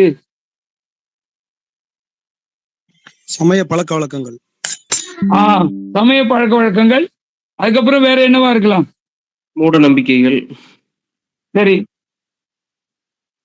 லோக்கல் செயல்பாடுகள். சரியா? அதாவது அந்தந்த பகுதிகளில் நடக்கக்கூடிய நிகழ்வுகள்ல பல விதங்கள்ல என்ன வச்சு நிறைய பழக்க வழக்கங்கள் சமயத்தின் பெயரால், கடவுள் பெயரால். ஒண்ணும் இல்லை சார், இப்ப நம்ம மஞ்சள் பயன்படுத்துறோம், சாமி பேர் சொன்னாதான் நம்ம ஒத்துக்கிறோம் இல்லையா? மஞ்சள் ஒரு கிருமி நாசினின்றது யாரும் அவ்வளவு சீக்கிரத்தில் அக்செப்ட் பண்ணிக்க மாட்டோம். ஆனா வேப்பிலையும் மஞ்சளும் நம்ம என்ன பண்றோம்? அம்மா மாரியாத்தா வந்திருக்குன்னு சொன்னாதான் ஒத்துக்கிறோம். உண்மையா இல்லையா? ஏன்னாக்கா வேப்பலும் மஞ்சள் என்னது? கிருமி நாசினி. அது நம்ம அறிவியல் பூர்வமா ஒத்துக்கவே மாட்டோம். சரியா? அதே மாதிரி மார்கழி மாசத்துல காலையில ஏன் சாணம் போடணும்ன்றாங்க வீட்டு வாசல். இன்னைக்கு அந்த சாணம் போடுற முறையே குறைஞ்சு போச்சு. இன்னைக்கு அந்த சாணம் போடுற முறையே குறைஞ்சு போச்சு. இன்னைக்கு நாளைக்கு கூட இந்த கிளாஸை கண்டினியூ பண்றேன். இதெல்லாம் நம்ம தெரிஞ்சுக்கணும். ஏன்னா சமூக சீர்திருத்த இயக்கத்துல இதெல்லாம் நீங்க தெரிஞ்சுக்கணும். ஏன்னாக்கா இந்த சாணம் போடுற முறையில வந்து விடிய காலையில நம்ம மார்கழி மாசம் மட்டும்தான் இது பண்றோம். பொதுவாக எல்லா மாசங்கள்லயுமே நம்ம இந்த ஆக்சிஜன் பயன்பாடு நல்லா இருக்கணும்னா காலையில 5 மணி 4:30 மணிக்கு எடுத்து இந்த பிரம்ம முகூர்த்தம்னு அந்த நேரத்துல சாணம் தெளிச்சு கோலம் போட்டோம்னா 2 விஷயம் நடக்கும். ஒண்ணு, ஆக்சிஜன் நம்ம ஹெல்த்துக்கு மிகப்பெரிய பிளஸ் அமையும். 2வது, குனிஞ்சு நிமிந்து வேலை பார்க்கணும். இப்பெல்லாம் அச்சு கோலம் வந்துருச்சு, ஏதோ கலர் கோலம் அச்சு கோலம் வந்துருச்சு. அதை வந்து நம்ம வந்து என்ன பண்றோம்? யூடியூப்ல போட்டு பாத்துக்கிறோம், இல்ல இன்ஸ்டாவில பாக்குறோம், ஏதோ பாக்குறோம். ஆனால் இந்த நாள்ல நம்ம என்ன பண்றாங்க? நம்ம பெரியவங்க சும்மா சொல்லிட்டு போகல, கடவுள் பேரை சொன்னாதான் நம்ம செய்யறோம். ஒண்ணும் இல்லை, புரட்டாசி மாசம் ஏன் சைவம் சாப்பிடணும்னு சொல்றோம்? பருவகால மாற்றம் ஏற்படுகிறது. பருவகால மாற்றம் ஏற்படுகிறது. ஏன் பருவகால மாற்றம் ஏற்படும் போது அந்த சைவம் சாப்பிடணும்ன்றாங்கன்னா, ஒண்ணு விலங்குகள் இனப்பெருக்க காலம். விலங்குகள் இனப்பெருக்க காலம் அவங்களுக்கு வழிவிட்டு போகணும். 2வது, பருவகால மாற்றம் ஏற்படுது, செரிக்காது, நம்ம சாப்பிடுற சாப்பாடு செரிக்காது. இந்த 2 விஷயத்துக்காகவே நம்ம புரட்டாசி மாசம் சைவம் சாப்பிடுறோம். அதே மாதிரி ஏன்னா புரட்டாசி மாசம் தொடங்கி மார்கழி மாசம் வரலையும் நம்ம கட்டாயமா சைவம் சாப்பிடணுன்றதுதான் நிஜமான உண்மை. ஏன்னா இந்த விலங்குகளுக்கான இனப்பெருக்க காலமும், 2வது நம்ம ஹெல்த் வந்து இந்த மழை நேரங்கள்ல அவ்வளவு சீக்கிரத்துல செரிக்காது. பருவகால மாற்றங்கள்ல குளிர்லும் மழை காலத்திலயும் செரிக்காது. அதனாலதான் இன்னைக்கு ஐயப்பன் பக்தர்கள் என்ன பண்றாங்க? விடியகால பச்சை தண்ணியில குளிச்சு பழகுறாங்க. சரியா? அதே மாதிரி வேப்பிலை மஞ்சள் பயன்படுத்துறோம். இந்த பலியிடக்கூடாது, இந்த ஒரு 4 மாசத்துக்கு சைவம் சாப்பிடணும் அப்படின்னு சொல்றது எதுக்கு? அப்புறம் விரதம் இருக்கிறோம். இந்த சஷ்டின்னு ஒரு விரதம் இருக்குமே, எதுக்காக? ஹெல்த்துக்காக தான். ஹெல்த்துக்காக தான் இருக்கும், சாமிக்காக இல்லை, ஹெல்த்துக்காக தான் இருக்கும். நம்ம வந்து சாமின்னு சொல்லிக்கிறோம், அவ்வளவுதான். சரியா? சோ இதெல்லாம் நம்ம தெரிஞ்சுக்க வேண்டிய விஷயங்கள். ஏன்னா நம்ம அவர்கள் வந்து என்ன பண்றோம், கடவுள் பேரை சொன்னாதான் ஒரு வேலையை செய்யறோம். அறிவியல் பூர்வமா நம்ம ஒரு வேலையை செய்யறது கிடையாது. சரியா? ரைட். நம்ம வந்து இந்த சீர்திருத்தங்கள் எதுக்காகன்ற காரணங்கள்லாம் முதல்ல பார்ப்போம். அதுக்கப்புறம் அதனுடைய கண்டினியூட்டி பார்ப்போம். ரைட்டா? சரி.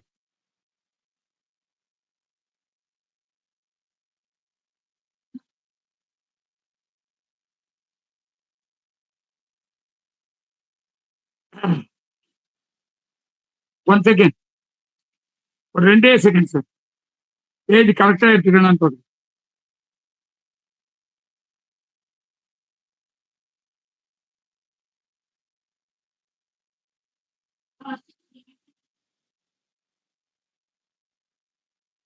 ஒன் செகண்ட் சார், கோச்சிக்காதீங்க.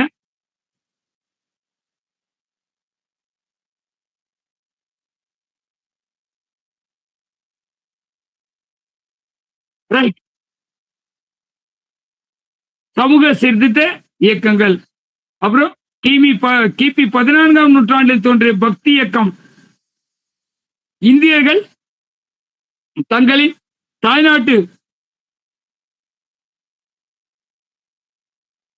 தாய்நாட்டின் பக்தி கோட்பாடுகளை ஏற்படுத்துவதில் மிகப்பெரிய பங்கு வகித்தது. எது? 14ஆம் நூற்றாண்டில் ஏற்படுத்தப்பட்ட பக்தி இயக்கம். ராமானுஜர், ராமானந்தர், சைதன்யர், குருநானக், துளசிதாசர், இவங்க எல்லாருமே என்ன பண்ணாங்க, விழுந்து கிடந்த இந்து சமயத்தின் பெருமைகளை மீட்டெடுப்பதில். எப்படி? தமிழ்நாட்டுல கிபி 6ஆம் நூற்றாண்டிற்கும் கிபி 9ஆம் நூற்றாண்டுக்கு இடைப்பட்ட காலத்துல பல்லவர்கள் ஆட்சியின் கீழ் வைணவ சமயம் சைவ சமயம் வளர்ந்ததோ அது மாதிரி, அதாவது பல்லவர்கள் ஆட்சியில பெரும்பாலும் வைணவ சமயம் வளர்ந்தாலும் கிபி 9ஆம் நூற்றாண்டுல இருந்து 13ஆம் நூற்றாண்டு வரை சைவ சமயம் வளர்ந்தது. எப்படி? நாயன்மார்கள் 63 நாயன்மார்கள். பிற்கால சோழர்கள் ஆட்சியில் நாயன்மார்களும் பல்லவர்கள் ஆட்சியில் ஆழ்வார்களும் இந்து சமயத்தின் பெருமைகளை உயர்த்தி பிடித்தனர். ஆனா அதுக்கு பிறகு என்னாச்சு? தமிழ்நாட்டிலையும் சரி இந்தியாவிலையும் சரி இஸ்லாமிய ஆட்சியாளர்கள், அப்புறம் அவங்களுடைய சமய ஆட்சியாளர்கள், அது மூலமா என்னாச்சு, நிறைய கடுமையான சமய கொள்கைகள் பின்பற்றப்பட்டன. குறிப்பா இந்து சமயத்தின் மீது ஜஸ்யா வரி விதிக்கப்பட்டது. அதுக்கப்புறம் ஆங்கிலேயர் காலத்துல என்னாச்சு, கிறிஸ்துவ சமயம் வளர தொடங்கியது.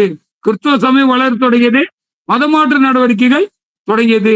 பெரும்பாலும் ஆங்கில கல்வி நிறுவனங்கள் கிறிஸ்துவ சமயம் சார்ந்த கல்வியை போதிப்பதற்கு மட்டுமே தங்களை தயார்படுத்தி கொண்டனர். பெரும்பாலும் இந்துக்களை கிறிஸ்துவர்களாகவும் இஸ்லாமியர்களாகவும் மாற்றுவதில் இந்த 2 பேருக்கும் மிகப்பெரிய ஒரு போட்டி கூட இருந்ததுன்னு சொல்லலாம். சரியா? ஐரோப்பியர்கள் வருகை தந்த பிறகு கிறிஸ்துவர்களாக மாற்றுவதில் அந்த நாடுகள் போட்டி போட்டது. அதே மாதிரி இஸ்லாமிய, அதனால்தான் நான் சொன்னேன், ராமநாதபுரம் அந்த சிவகங்கை பகுதிகளில் இஸ்லாமியர்களும் இந்த கன்னியாகுமரி, தூத்துக்குடி, திருநெல்வேலி பகுதிகளில் கிறிஸ்துவர்கள் அதிகமா இருக்காங்க. இதுக்கு காரணம் இந்துக்கள் அப்ப என்னவாயிட்டாங்க, ஏழைகளா ஆயிட்டாங்க, தாழ்த்தப்பட்டு விட்டாங்க, தீண்டாமை கொடுமைக்கு உள்ளாக்கப்பட்டாங்க. சாதாரண பிராமணர்கள் கூட ஆங்கிலேயர்களோட சேர்ந்து பேச முடியல. பிராமணர்கள் கூட, ஐயர் வீட்டை சேர்ந்தவங்க கூட என்ன பண்ண முடியல, ஆங்கிலேயர்களோட சேர்ந்து பேச முடியல. ஆங்கில மொழி படிப்பை யாரெல்லாம் படிச்சாங்களோ அவங்க மட்டும்தான் என்ன பண்ணாங்க, ஆங்கில மொழி படிப்பை படிச்சவங்க மட்டும்தான் என்ன பண்ணாங்க, ஆங்கிலேயர்களோட சேர்ந்து பேச முடிஞ்சது, பழக முடிஞ்சது. மற்றபடி எதுவுமே பண்ண முடியல. முக்கியமா அடுத்ததுல என்ன பண்ணாங்க, தீண்டாமை, சதி, பெண் கொலை, இதெல்லாம் பெண் குழந்தை கொலை, இதெல்லாம் வந்து தேவதாசி முறைன்னா என்னது, ஒரு ஆணுக்கு எத்தனை பெண் வேணாலும் திருமணம் செய்து கொள்ளாமல், குறிப்பா கோவில்களில் நேர்த்தி விடப்பட்ட இளம் பெண்கள் இந்த இந்து சமய பொறுப்பாளர்களால், இந்து சமய கோயில் நிர்வாகத்தவரால் தவறாக பயன்படுத்தப்பட்டாங்க. அவங்களுக்கு பிறந்த குழந்தைகள்லாம் எங்க பிறந்தது, யாருக்கு பிறந்ததுன்னு தெரியாம போச்சு. அதே மாதிரி கடல் கடந்து போனா சாமி குத்தம் ஆயிடும் அப்படின்னு சொல்லிட்டாங்க. வெளிநாட்டுக்கு போய் படிச்சா என்ன பண்ண முடியாது, சாமி குத்தமாயிடும். அதனால தானே காந்தி அம்மா கூட 3 சத்தியத்தை வாங்கிட்டாங்க. போதைப் பொருள் சாப்பிடக்கூடாது, சைவம் சாப்பிடக்கூடாது, அசைவம் சாப்பிடக்கூடாது, ஒரு பொண்ணையும் நினைச்சு பார்க்க கூடாது. என்ன பண்ணிட்டாங்க, காந்திக்கு கல்யாணம் பண்ணி வச்சுட்டு அந்த மாதிரி ஒரு நிபந்தனையை விதிச்சு நீ போய் படிக்கலாம் அப்படின்னாங்க. சரியா? ஏன்னா காந்திக்கு 16 வயசுலயே கல்யாணம் நடந்தது. 16 வயசுலயோ 13 வயசுலயோ காந்திக்கு என்ன ஆச்சு, கல்யாணம் நடந்தது. சோ இந்த மாதிரியான விஷயங்களால இந்து சமயத்தின் பெருமை வீழ்ச்சி கண்டது. அதே மாதிரி இந்த சமூக ஏற்றத்தாழ்வுகளால கட்டாயமா இந்துக்களினுடைய வலிமை திறமை எல்லாம் வெளிப்பட வேண்டும் அப்படின்னு சொல்லி என்ன பண்ணாங்க, இந்த சமூக சீர்திருத்த இயக்கங்கள் கட்டாயம் தேவை என்பதை உணர்ந்தாங்க. அதனால்தான் ஆங்கில கல்வி கற்ற பல தலைவர்கள் இந்து சமயத்தினுடைய சீர்திருத்தங்கள்ல ஈடுபட தொடங்கினாங்க. அதுல முதல் தலைவர் யாரு, ராஜாராம் மோகன் ராய். இந்து சமயத்தின் சமூக சீர்திருத்த இயக்கத்தின் விடிவெள்ளி யாரு, ராஜாராம் மோகன் ராய். ராஜாராம் மோகன் ராய் இவர் தான் என்ன பண்றாரு, சமூக சீர்திருத்த இந்தியாவின் சமூக சீர்திருத்த இயக்கத்தின் விடிவெள்ளி ராஜாராம் மோகன் ராய். நோட் பண்ணி வச்சீங்க. இவருடைய காலம் 1772 1833. 1772 1833. பிறப்பு என்னது, மே 22 1772 மேற்கு வங்காளத்துல முர்ஷிதாபாத்ல ராதாநகர் அப்படிங்கிற ஊர்ல பிறக்கிறார். சரியா? ராதாநகர், முர்ஷிதாபாத், ராதாநகர், மேற்கு வங்காளம். சரியா? டேட் ஆஃப் பர்த் என்னது, 22 மே 1772. இதெல்லாம் நோட் பண்ணி வச்சுக்கணும். அப்புறம் சொல்லவே இல்லையா சார்னு கூடாது. அதுக்கப்புறம் இவர் இந்த இந்திய சமூக சீர்திருத்தத்தின் விடிவெள்ளி அப்படின்னு சொல்லி வரலாற்று ஆசிரியர்கள் சொல்றாங்க. இந்த உருவ வழிபாடு அதெல்லாம் அப்புறம் 15 வயசுல இவர் வீட்டை விட்டு வெளியேறாரு. எதுக்கு, அண்ணனுடைய ஒய்ஃபு என்ன பண்ணிட்டாங்க, உடன்கட்டை ஏத்திட்டாங்க. அண்ணனுடைய ஒய்ஃபு உடன்கட்டை ஏத்திட்டாங்க. ஏன்னா திருமணம், அவர் அண்ணன் இறந்துட்டாருன்னே பொம்பளை பிள்ளைகளை பிடிச்சி உள்ள நீ கட்டாயமா செத்து போகணும், அப்பதான் நீ பத்தினி அப்படின்னு சொல்றாங்க. சரியா? நீ கட்டாயமா செத்து போகணும், அப்பதான் நீ பத்தினி அப்படின்னு சொல்லி அந்த பிள்ளைகளை தெய்வத்தன்மைப்படுத்தினார்கள். சரியா? அடுத்தது அவர் ராஜாராம் மோகன் ராய் வேற என்னென்ன மொழி கத்துக்கிட்டாருன்னு பாருங்க. பாரசீகம், அரபி, ஆங்கிலம், பிரெஞ்சு, லத்தீன், கிரேக்கம் முதலான மொழிகளை ராஜாராம் மோகன் ராய் என்ன பண்ணாரு, கத்துக்கிட்டாரு. என்ன கத்துக்கிட்டாரு, ஆங்கிலம், பாரசீகம், அரபி, ஆங்கிலம், பிரெஞ்சு, லத்தீன், கிரேக்கம் முதலான மொழிகளை கத்துக்கிட்டாரு. அடுத்தது என்னது,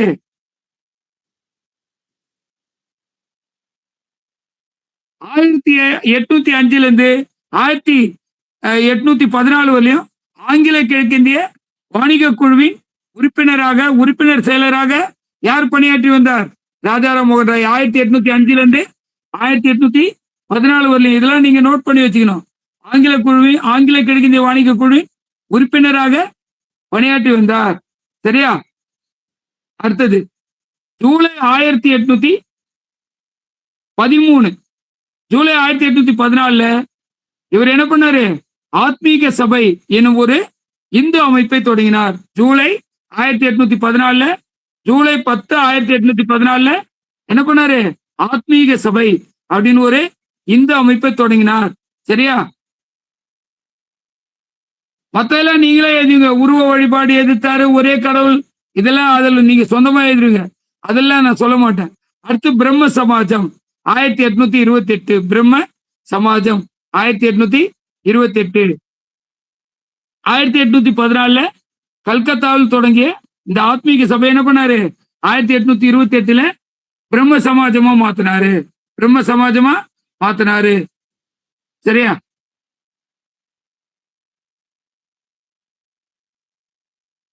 அடுத்தது இவரு 2-3 புக்கு எழுதியிருக்காரு. 2-3 புக்கு எழுதியிருக்காரு.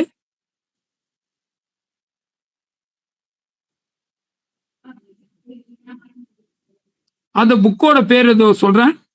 ஏன்னா இன்னைக்கு கொஞ்சம் நடத்திட்டு மீதி நாளைக்கு கொஞ்சம் நடத்தான். 1821 இயேசுவின் கட்டளைகள் என்னும் புக்க இவர் எழுதினார். இயேசுவின் கட்டளைகள் 1820 இயேசுவின் கட்டளைகள் அப்படின்னு ஒரு புக் எழுதினார். 1820 இயேசுவின் கட்டளைகள். நோட் பண்ணீங்க, இதெல்லாம் உங்களுக்கு பயனுள்ளதா இருக்கும். இயேசுவின் கட்டளைகள். சரியா? அடுத்தது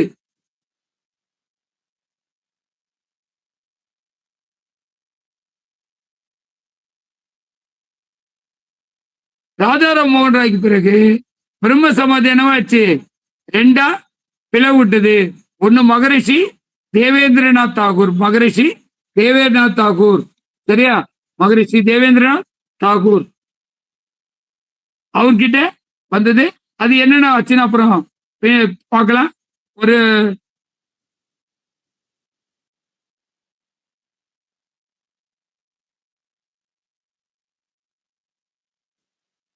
ரைட்.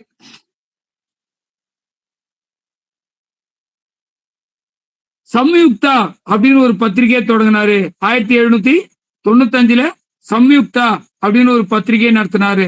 ராஜாராம் மோகன் ராய் 1795 சம்யுக்தா அப்படின்னு ஒரு பத்திரிகை தொடங்கினார்.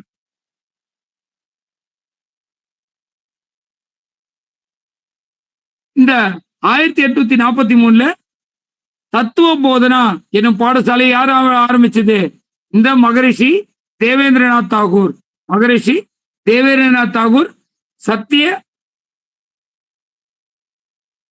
தத்துவ போதனா என்னும் பாடசாலையை தொடங்கினார். சரியா? தேவேந்திரநாத் தாகூர், தேவேந்திரநாத் மகரிஷி தேவேந்திரநாத் தாகூர். இந்த பிரம்ம சமாஜம் அந்த யார் பொறுப்புல வந்தது? ராஜாராம் மோகன் ராய்க்கு பிறகு தேவேந்திரநாத் தாகூர் பொறுப்புல வந்தது. இந்த தேவேந்திரநாத் தாகூர் எந்த வருஷத்துல இருந்து எந்த வருஷம் பாத்தீங்கன்னா 1817 இருந்து 1905 வரலையும். 1817 இருந்து 1817 1905 வரலையும். சரிங்களா?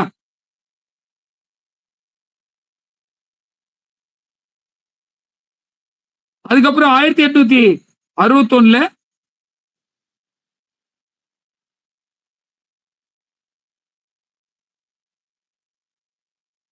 பிரம்ம தர்மம் அப்படின்னு ஒரு புக்கை வெளியிட்டார். தேவேந்திரநாத் தாகூர் பிரம்ம தர்மம் அப்படின்னு ஒரு புக்கை வெளியிட்டார். 1861 பிரம்ம தர்மம் அப்படின்னு ஒரு புக்கை வெளியிட்டார். அடுத்து கேசவ சந்திரசென். இவரு அடுத்த சீர்திருத்த தலைவர் கேசவ சந்திரசென். 1824 1883 கேசவ சந்திர சென். சரியா? ரைட். அடுத்து பிரம்ம சமாஜத்தை அடுத்து வழி நடத்தணும் யாருன்னா இந்த கேசவ சந்திரசென். ஏன்னா இந்த மகரிஷி தேவேந்திரநாத் தாகூரும் இவருக்கும் கருத்து வேறுபாடு வந்து இந்த 2 பிரிவை பிரிச்சிட்டாங்க. இந்த பிரம்ம சமாஜத்தை 2 பிரிவை பிரிச்சிட்டாங்க. அதுல இந்த கேசவ சந்திரசென் தனி தலைவரா வந்துட்டார். அவர் என்ன பண்ணாரு அப்படிங்கிறத 1866 ஆதி பிரம்மம் அப்படிங்கிறத இந்திய பிரம்மம் என்று 2 பிரிவா பிரிஞ்சு போச்சு. ஆதி பிரம்மம், இந்திய பிரம்மம் அப்படின்னு 2 பிரிவா பிரம்ம சமாஜம் பிரிஞ்சு போச்சு. எப்ப? 1866. சோ இப்ப இந்த ஆதி பிரம்மம் அப்படிங்கிற பிரிவுக்கு கேசவ சந்திரசென் பொறுப்பேற்றார். அப்புறம் இந்திய பிரம்மம் அப்படின்றதுக்கு யாரு பொறுப்பேற்றது? அத தாகூர் பொறுப்பேற்றார். சரியா? ஆதி பிரம்மத்துக்கு கேசவ சந்திரசென் பொறுப்பேற்றார். இவர் என்ன பண்ணாரு? லோக சங்கரா என்னும் ஒரு புத்தகத்தை எழுதினார். லோக சங்கரா அப்படின்ற ஒரு புத்தகத்தை எழுதினார். அதுக்கப்புறம் மகான்கள் அப்படிங்கிற ஒரு புத்தகம்.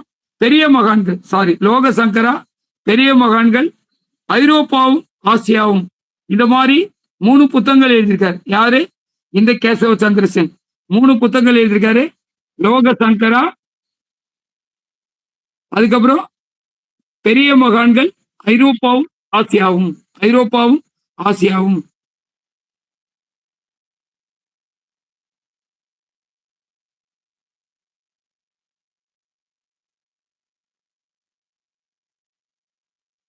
1880கள்ல 54 கிளைகளை இந்த ஆதி பிரம்மம் தொடங்குச்சு. சரியா? தொடங்கப்பட்டது இந்த கேசவ சந்திர சென்னால தொடங்கப்பட்டது.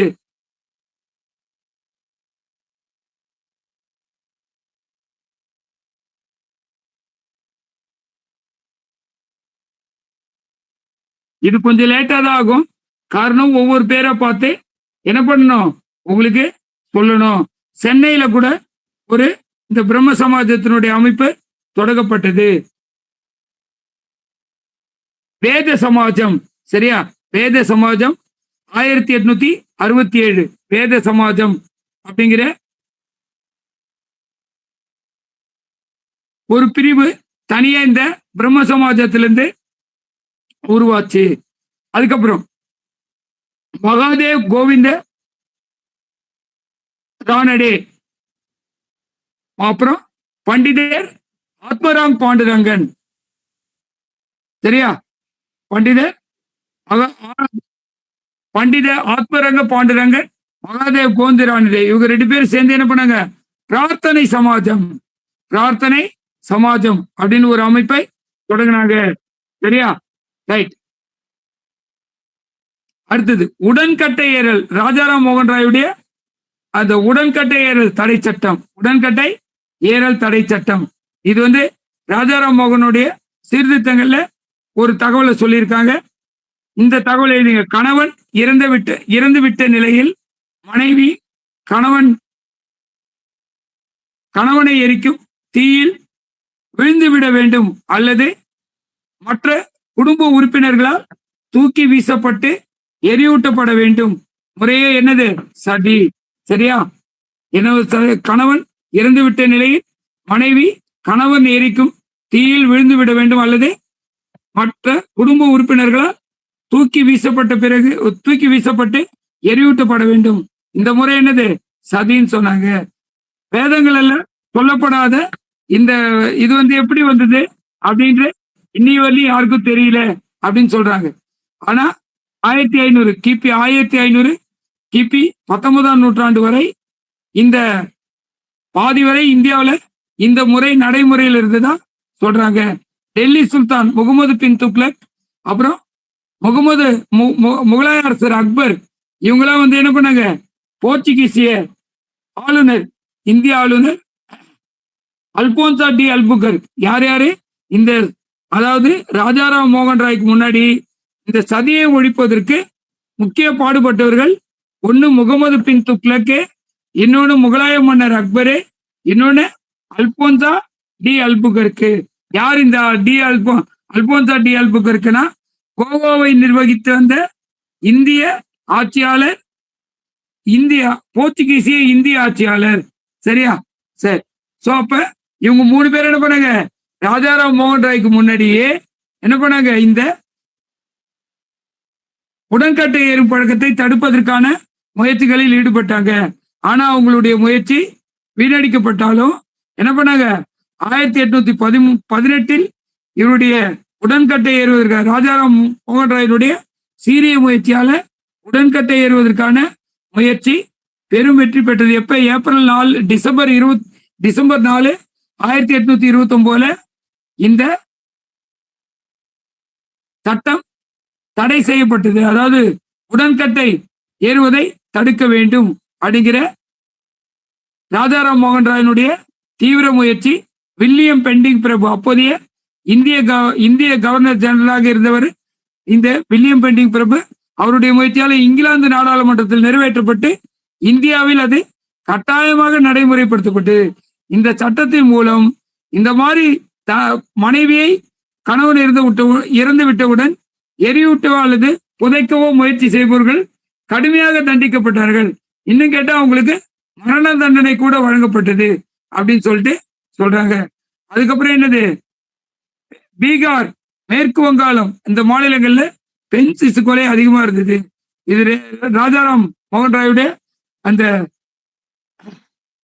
சீர்திருத்தங்களை இதுவும் ஒண்ணு, பெண் சிசு கொலை. இந்த பீகார், மேற்கு வங்காளம், ராஜஸ்தான் பகுதிகளில் என்ன பண்றாங்க? இந்த பெண் சிசு கொலை அதிகமா இருந்தது. ஏன்னா இவங்களுக்கு ஜாதி முறை திருமணம், குறிப்பா ஒரே பிளட் குரூப் இருக்கு. அப்பெல்லாம் பிளட் குரூப்லாம் தெரியாது. ஆனா என்ன பண்ணோம், அத்தை பையன் மாமா பொண்ணை மட்டும்தான் கல்யாணம் பண்ணணும், அக்கா பையன் மாமா பொண்ணை மட்டும்தான் கல்யாணம் பண்ணணும், அக்கா பொண்ணு மாமா பையனை மட்டும்தான் கல்யாணம் பண்ணணும். சரியா? இது மாதிரிதான், வேற யாரையும் கல்யாணம் பண்ணக்கூடாது. அப்படி கல்யாணம் பண்ணா ஒண்ணு கொன்னுடணும், இல்ல கல்யாணத்துக்கு முன்னாடி பொண்ணை வேற ஏதாவது பண்ணிடணும். இத மாதிரி ஒரு பழக்கம் இருக்குவே. என்ன பண்ணிட்டாங்க, அந்த ரத்த உறவு விட்டு போயிடக்கூடாதுன்றதுக்காகவே பெண் குழந்தை பிறந்தா அவங்களுடைய வாரிசை கொன்னுடுறது அப்படிங்கிற கொள்கையை வச்சிருந்தாங்க. அது மோகன் ராயனுடைய சீரிய முயற்சியால என்ன பண்ணாங்க, 1795 குழந்தை கொலை தடுப்பு சட்டம் வங்காளத்துல மட்டும் நடைமுறைக்கு வந்தது. குழந்தை கொலை தடுப்பு சட்டம் வங்காளத்துல மட்டும் நடைமுறைக்கு வந்தது. சரியா? 1795.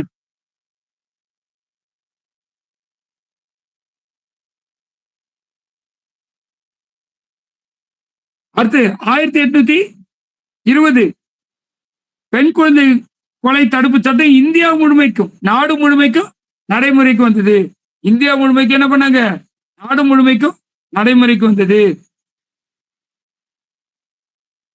1795 கல்கத்தாவிலையும் 1820 இந்தியா முழுமைக்கும் நடைமுறைக்கு வந்தது.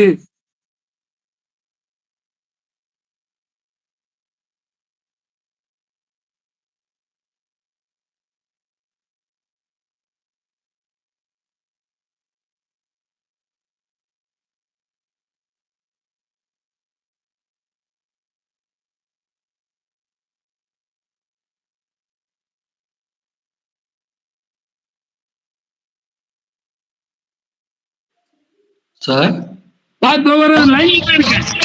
லைன்ல தான் இருக்கேன். 1796 சம்யுக்த்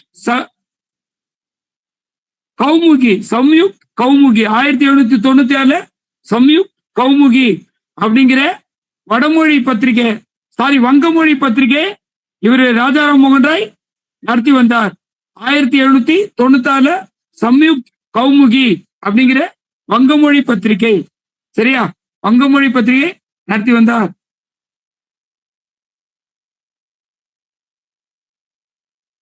அடுத்தது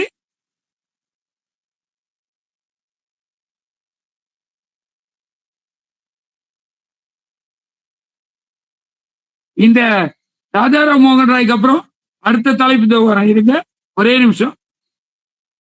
அடுத்தது 27 செப்டம்பர் 27 1833 இவரு ராஜாராம் மோகன் ராய் இறந்து போனார். 1833 செப்டம்பர் 27 1833. அடுத்து ஆரிய சமாஜம். ஆரிய சமாஜம் 1814 பிறந்த சுவாமி தயானந்த சரஸ்வதி. இவருடைய இயற்பெயர் புலசேயர். 1814 சுவாமி தயானந்த சரஸ்வதி பிறந்தார். சரியா?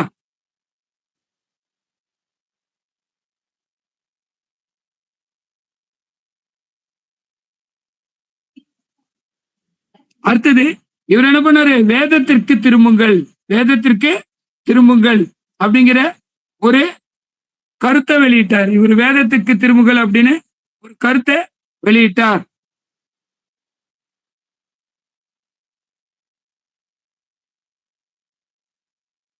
அடுத்து 1875 சுவாமி தயானந்த சரஸ்வதி என்ன பண்ணாரு, ஆரிய சமாஜம் எனும் அமைப்பை தொடங்கினார்.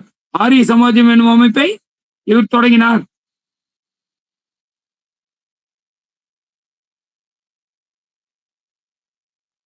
சத்தியார்த்த பிரச்சாரம் பிரகாசம் சத்தியார்த்த பிரகாசம் எனும் நூலை அப்படிங்கிற புக்கு, சத்தியார்த்த பிரகாசம் என்னும் புக்கையும் வேத பாஷ்யம் எனும் புக்கையும் வடமொழியிலையும் வங்க மொழியிலையும் எழுதினார். சத்தியார்த்த பிரகாசம் அப்புறம் வேத பாஷ்யம் அப்படிங்கிற 2 புக்கை வங்க மொழியிலும் அதுக்கப்புறம் என்னது வடமொழியிலையும் எழுதினார். சரி, அடுத்தது இந்த ஆரிய சமாஜத்தினுடைய பணிகள் என்னன்னு பாத்தீங்கன்னா, இந்தியர்களை இந்தியாவின் மீது, இந்திய பண்பாட்டின் மீது திரும்ப செய்வது. இந்தியர்களை இந்தியாவின் மீதும் இந்திய பண்பாட்டின் மீதும் திரும்ப செய்வது. அடுத்து என்னது, தயானந்த சீடர்களால் என்ன பண்ணாங்க? லாலா லஜபதி ராய், சரியா? லாலா லஜபதி ராய் சுதேசி இயக்கத்தில் தீவிரமாக பங்கு கொண்டார். யாரு இவர்? யாருடைய சீடர்? தயானந்த சுவாமியுடைய, தயானந்த சரஸ்வதியுடைய தீவிர சீடர். அவர் என்ன பண்ணாரு? லாலா லஜபதி ராய் இந்த சுதேசி இயக்கம் தீவிர இயக்கமா இருந்தாரு.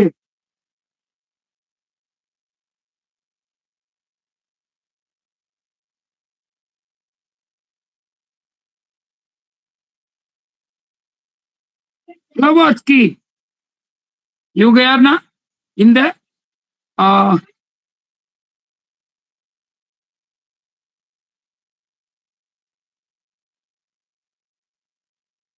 சாரி இன்னொரு நிமிஷம். தயானந்த சரஸ்வதி இந்திய மறுமலர்ச்சி, இந்து சமயத்தின் மறுமலர்ச்சி இயக்கத்தின் தந்தை என கேசவ சந்திர சென், பிளவாட்ஸ்கி, அப்புறம் ராதாகிருஷ்ணன், முன்னாள் குடியரசுத் தலைவர் ராதாகிருஷ்ணன் இந்திய இந்து சமயத்தின் மறுமலர்ச்சி இயக்கத்தின் தந்தை என்று கேசவ சந்திர சென், பிளவாட்ஸ்கி, அப்புறம் முன்னாள் குடியரசுத் தலைவர் ராதாகிருஷ்ணன் ஆகியோரால் யார் பாராட்டப்படுறது? இந்த தயானந்த சரஸ்வதி, சுவாமி தயானந்த சரஸ்வதி. அடுத்து பிரார்த்தனை சமாஜம் 1867, மகாதேவ் கோவிந்த ரானடே 1842, 1842 1905. சாரி, அங்க தப்பா வருஷம் சொல்லிட்டேன். 1842 1905 இங்க நோட் பண்ணீங்க.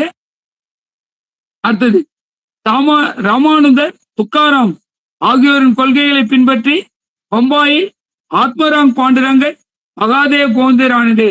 யாரு? ராமதேவர், துக்காராம் ஆகியோரின் கொள்கைகளை பின்பற்றி ஆத்மராம் பாண்டுரங்கன், மகாதேவ் கோவிந்த ரானடே. இவங்க ரெண்டு பேரும் சேர்ந்து என்ன பண்றாங்க? பிரார்த்தனை சமாஜம் என்னும் ஒரு அமைப்பை 1867 ஏற்படுத்துறாங்க. 1867 ஏற்படுத்துறாங்க. சார் கிருஷ்ணா சார், டைம் என்ன ஆகுது?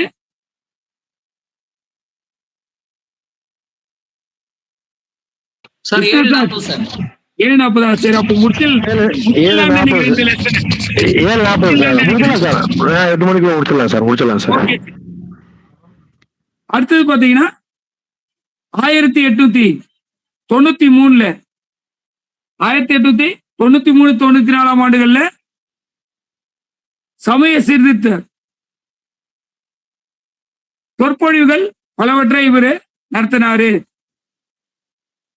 சமூக சீர்திருத்த இயக்கத்தை விட சமய சீர்திருத்த பண்டைய மரபினை காக்க வேண்டியது நமது கடமை அப்படின்னு அடிக்கடி யார் சொன்னது? இந்த ஆத்மராம் பாண்டுரங்கனும் அவரு நம்ம மகாதேவ் கோவிந்த ரானடேவும் சொன்னாங்க. அவங்களுடைய கருத்துக்களை என்.சி. ஜோஷி, கோபாலகிருஷ்ண கோகலே, என்.சி. ஜோஷி, கோபாலகிருஷ்ண கோகலே ஆகியோர் இவங்களை என்னது எம்.சி. ரானடே கருத்து, இவரு மகாதேவ் கோவிந்த ரானடே கருத்தையும் பாண்டுரங்கன் கருத்தையும் வலியுறுத்தி சொன்னாங்க. 1892 விதவைகளுக்கான முதல் பெண்கள் பள்ளியை சர்ப்ப சாதனா அப்படிங்கிற முதல் பள்ளியை 1884 தக்கான கல்வி கழகம், ரெண்டுத்தையும் யாரு ஏற்படுத்துதுங்க? இந்த ரானடே ஏற்படுத்துறாரு. 1892 சர்ப்ப சாதனா, 1892 சர்ப்ப சாதனா, அதுக்கப்புறம் 1884 தக்கான கல்வி கழகம். இந்த ரெண்டு கல்வி நிறுவனங்களையும் ரானடே ஏற்படுத்தினாரு. அடுத்து பிரம்மஞான சபை. இந்த பிரம்மஞான சபை யாரு தொடங்குது? அயர்லாந்தை சேர்ந்த பிளவாட்ஸ்கி அம்மையார். யாரு இந்த பிரம்மஞான சபையை தொடங்கினவங்க? யாரு பிரம்மஞான சபையை தொடங்கினவங்க? அயர்லாந்து நாட்டை சேர்ந்த அம்மையார். யாரு? பிளவாட்ஸ்கி அம்மையார். அவங்க தொடங்கினாங்க. 1875 செப்டம்பர் 1875 செப்டம்பர் அதுல பிளவாட்ஸ்கி அம்மையார் பிளவாட்ஸ்கி ஹால்காட் ரெண்டு பேரால் இந்த பிரம்மஞான சபை அமெரிக்காவில் தொடங்கப்படுது. ஆல்காட், அதுக்கப்புறம் பிளவாட்ஸ்கி 2 பேரால 1875 செப்டம்பர்ல அமெரிக்காவின் நியூயார்க் நகர்ல தொடங்குறாங்க. முதல்ல எங்க தொடங்குறாங்க? இந்த பிரம்மஞான சபை இந்தியாவில தான் தொடங்கல. முதல்ல எங்க தொடங்கினாங்க? அமெரிக்காவுடைய நியூயார்க் நகரு செப்டம்பர் 7, 1875 தொடங்குறாங்க. இது மட்டும் இல்லாம அடுத்து என்ன பண்றாங்க? செப்டம்பர் 16, 1879 செப்டம்பர் 16, 1879 இலங்கையில தொடங்குறாங்க. அதுக்கப்புறம் ஆகஸ்ட் 16, 1882 இந்தியாவில இந்த பிரம்மஞான சபை தொடங்கப்படுது. எங்க தொடங்குறாங்க? இந்தியாவில சென்னை அடையாறு பகுதியில தொடங்குறாங்க. இதுதான் உலகத்தினுடைய தலைமை பீடமா இன்னைக்கும் இருக்கு. எது? இந்த பிரம்மஞான சபையினுடைய தலைமை பீடமா இன்னைக்கு எங்க இருக்கு? சென்னையில் தொடங்கப்பட்ட இந்த 1882 ஆகஸ்ட் 16 தொடங்கினாங்க. அப்போ முத தொடங்குறது எங்க? அமெரிக்கா நியூயார்க் நகரு செப்டம்பர் 7, 1875. அதுக்கப்புறம் செப்டம்பர் 16, 1879 இலங்கை. அதுக்கப்புறம் ஆகஸ்ட் 16, 1882 இலங்கை. இதுல தொடங்குறாங்க. சரியா? இதெல்லாம் நீங்க நோட் பண்ணி வச்சுக்கணும். அதுக்காக தான் நான் திருப்பி சொல்றேன். சென்னை அடையாறுல தொடங்குறாங்க. ரைட்டா? அடுத்தது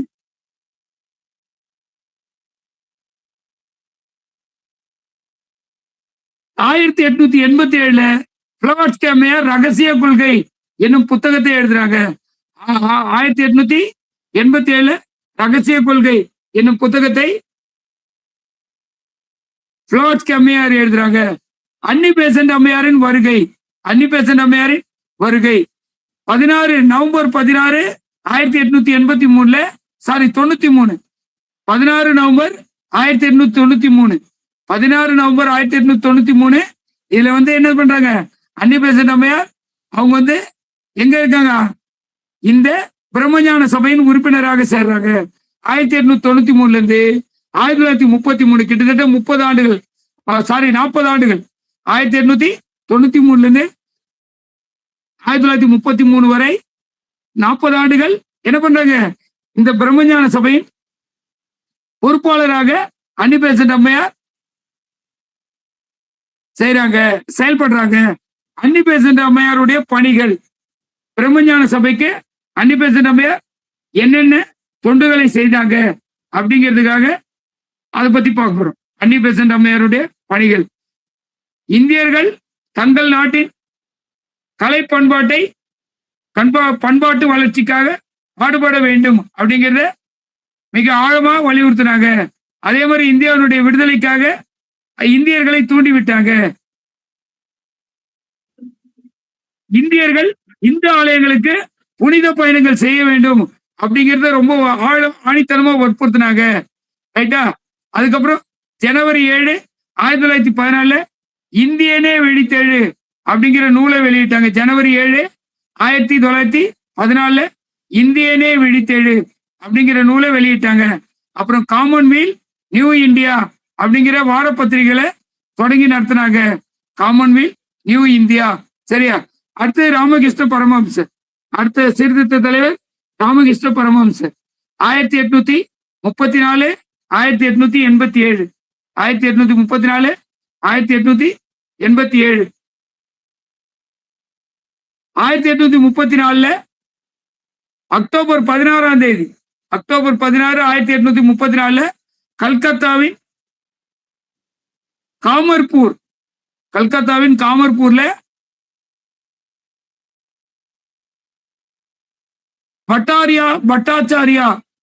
பட்டாச்சாரியா சதுர்வேதி அப்படிங்கிறவருக்கு ராமகிருஷ்ணர் பிறந்தாரு. அவர் காளிகிட்ட டைரக்டா வரம் பெற்று ஞானி ஆனாரு.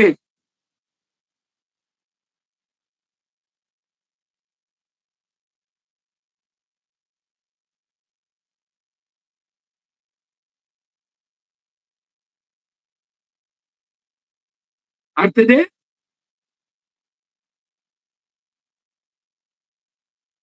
ஆலயங்களும் விழாக்களும் தேவை என்பதை ராமகிருஷ்ணன் என்ன பண்ணாரு? வற்புறுத்தினார். ஆலயங்களும் விழாக்களும் தேவை என்பதை ராமகிருஷ்ணன் வற்புறுத்தினார். அடுத்து பாத்தீங்கன்னா விவேகானந்தர். விவேகானந்தருடைய இயற்பெயர் என்னது? நரேந்திர தத்தா. 1863 1902. 1863 1902.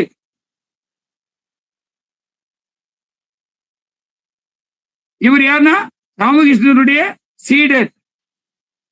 சரியா? ராமகிருஷ்ணனுடைய சீடர். இவர் என்ன பண்ணாரு?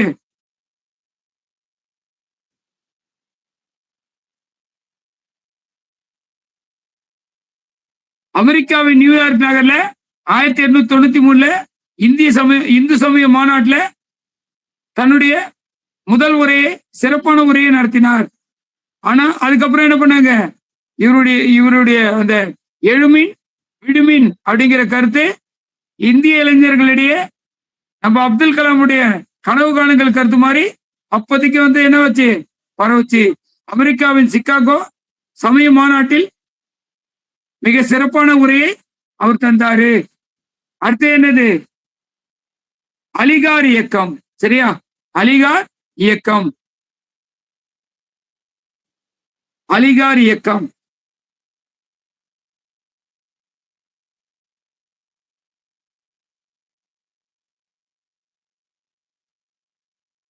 அலிகார் இயக்கம் 19ஆம் நூற்றாண்டில் இந்தியாவில் காணப்பட்ட சீர்திருத்த இயக்க தலைவர்கள்ல இஸ்லாமிய சமூக சீர்திருத்தத்துக்கு, இஸ்லாமியரின் சமூக வளர்ச்சிக்காகவும் அவங்களுடைய சமூக விழிப்புணர்வை ஏற்படுத்துவதற்காகவும் தோன்றிய தலைவர்கள்ல ஒருத்தர் இந்த அலிகார் இயக்கத்தை ஏற்படுத்திய சர் சையத் அகமது கான். சரியா? சர் சையத் அகமது கான்.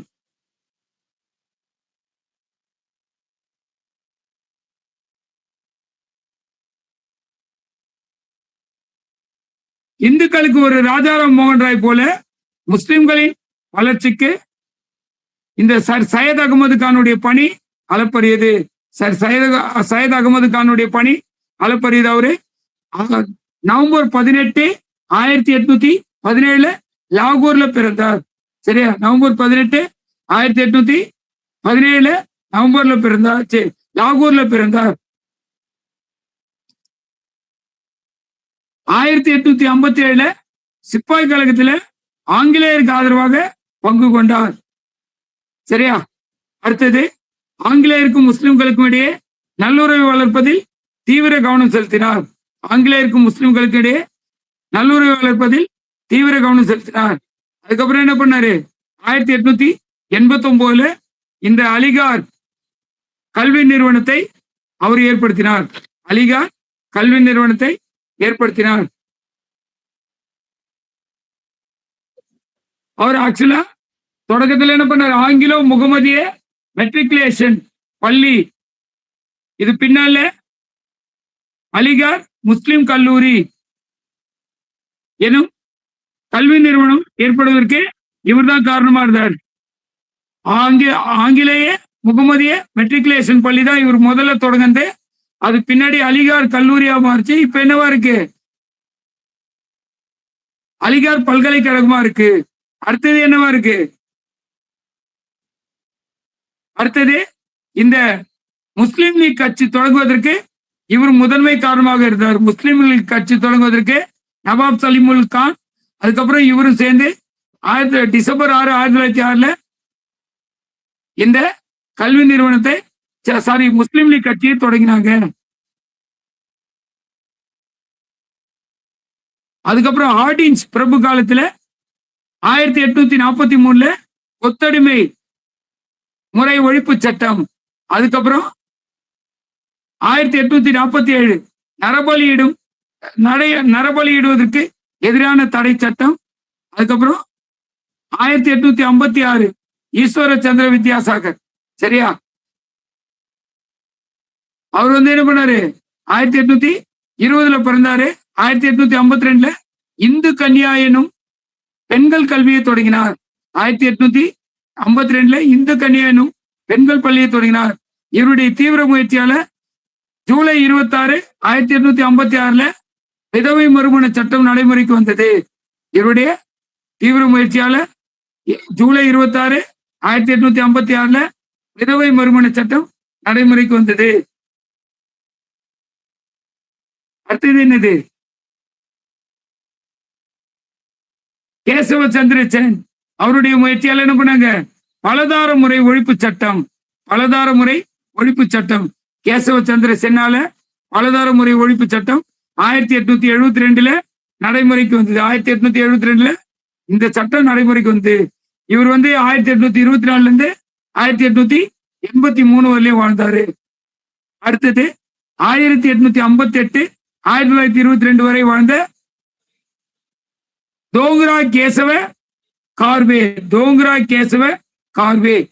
தோங்கரா கேசவ கார்வே இவருடைய முயற்சியால 1916 பம்பாயில இந்திய பெண்களுக்கான முதல் பல்கலைக்கழகம் முதல் பல்கலைக்கழகம் தொடங்கப்பட்டது. யாரு? 1858 1922 வரலையும் வாழ்ந்த தோங்கரா கேசவ கார்வே அப்படிங்கிறவருடைய முயற்சியால 1916 பம்பாயில இந்திய பெண்களுக்கான பல்கலைக்கழகம் தொடங்கப்பட்டது. அடுத்தது கங்காபாய் அவருடைய முயற்சியால 1893 கல்கத்தாவில் மகாகாளி மதரசா பெண்கள் பள்ளி தொடங்கப்பட்டது. கங்காபாய் அவருடைய தீவிர முயற்சியால 1893 கல்கத்தாவில மகாகாளி மதரசா பெண்கள் பள்ளி தொடங்கப்பட்டது. அப்புறம் சென்னை மாகாணத்தினுடைய முக்கிய சீர்திருத்த தலைவராக இருந்தவரே கந்துக்குரி வீரேசலிங்கம். கந்துக்குரி வீரேசலிங்கம் இவர் என்ன பண்ணாரு? விவேக வர்தினி அப்படிங்கிற பள்ளியை தொடங்கினார். பெண்கள் பள்ளியை தொடங்கினார். விவேகவர்தினி என்னும் பெண்கள் பள்ளியை தொடங்கினார். விவேகவர்தினி என்னும் பெண்கள் பள்ளியை கந்துக்குரி வீரேசலிங்க அவர் தொடங்கினாரு. அடுத்தது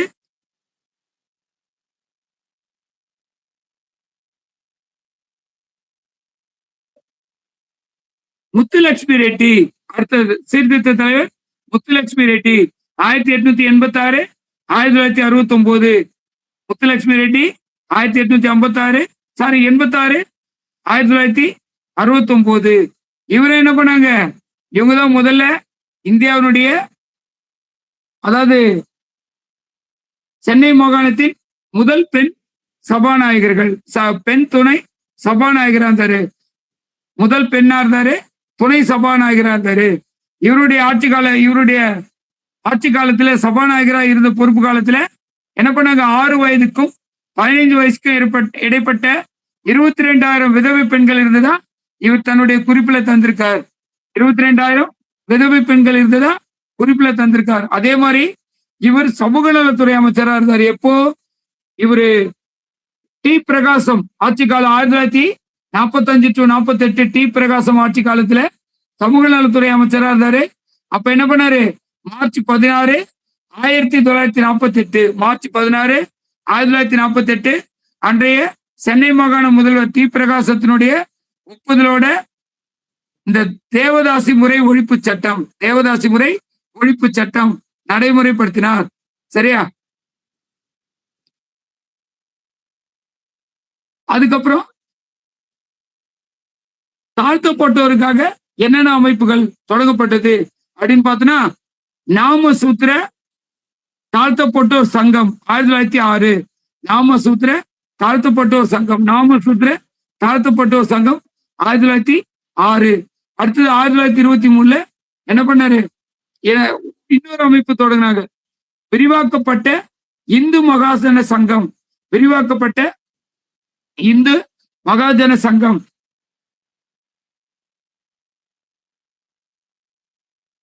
அதுக்கப்புறம் பெண்கள் அமைப்புகள் என்னென்ன தொடங்கினாங்க அப்படின்னு பார்த்தா நம்ம ஏற்கனவே பெண்கள் அமைப்புகள் பார்த்திருக்கோம். இருந்தாலும் இங்க கொஞ்சம் கொடுத்திருக்காங்க.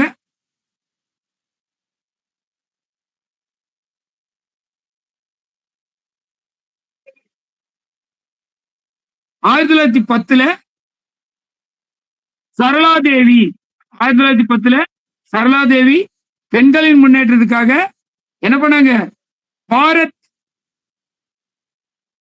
மதர்சா, பாரத் மதர்சா அப்படிங்கிற பாரத் மதர்சா மண்டலே, சாரி ஸ்ரீபாலிகா, பாரத் ஸ்ரீபாலிகா மண்டலே எனும் அமைப்பை தொடங்கினாங்க. பாரத் ஸ்ரீபாலிகா மண்டலே எனும் அமைப்பை யார் தொடங்குறது? சரளா தேவி தொடங்கினாங்க. அதுக்கப்புறம் ஜென் ரஞ்சிதா, அவரு இந்திய பெண்கள் சங்கம் 1915 தொடங்கினாங்க. ஜென் ரஞ்சிதா அப்படின்றவங்க இந்திய பெண்கள் சங்கம் 1915 தொடங்கினாங்க. 1917 ஸ்ரீதர்மா என்ற மாத இதழையும் இவங்க நடத்தினாங்க. ஸ்ரீதர்மா என்னும் மாத இதழையும் 1947 நடத்தினாங்க. சார் முடிச்சிடலாமா சார்? முடிச்சிடலாங்க. இன்னைக்கு இந்த லெசன் முடிஞ்சு போச்சு. நாளைக்கு சயின்ஸ் அண்ட் டெக்னாலஜி பார்க்கலாம். சரிங்களா? சரிங்க சார். நாளைக்கு thank you. Thank you sir. Thank you sir. Thank you sir. Thank you sir.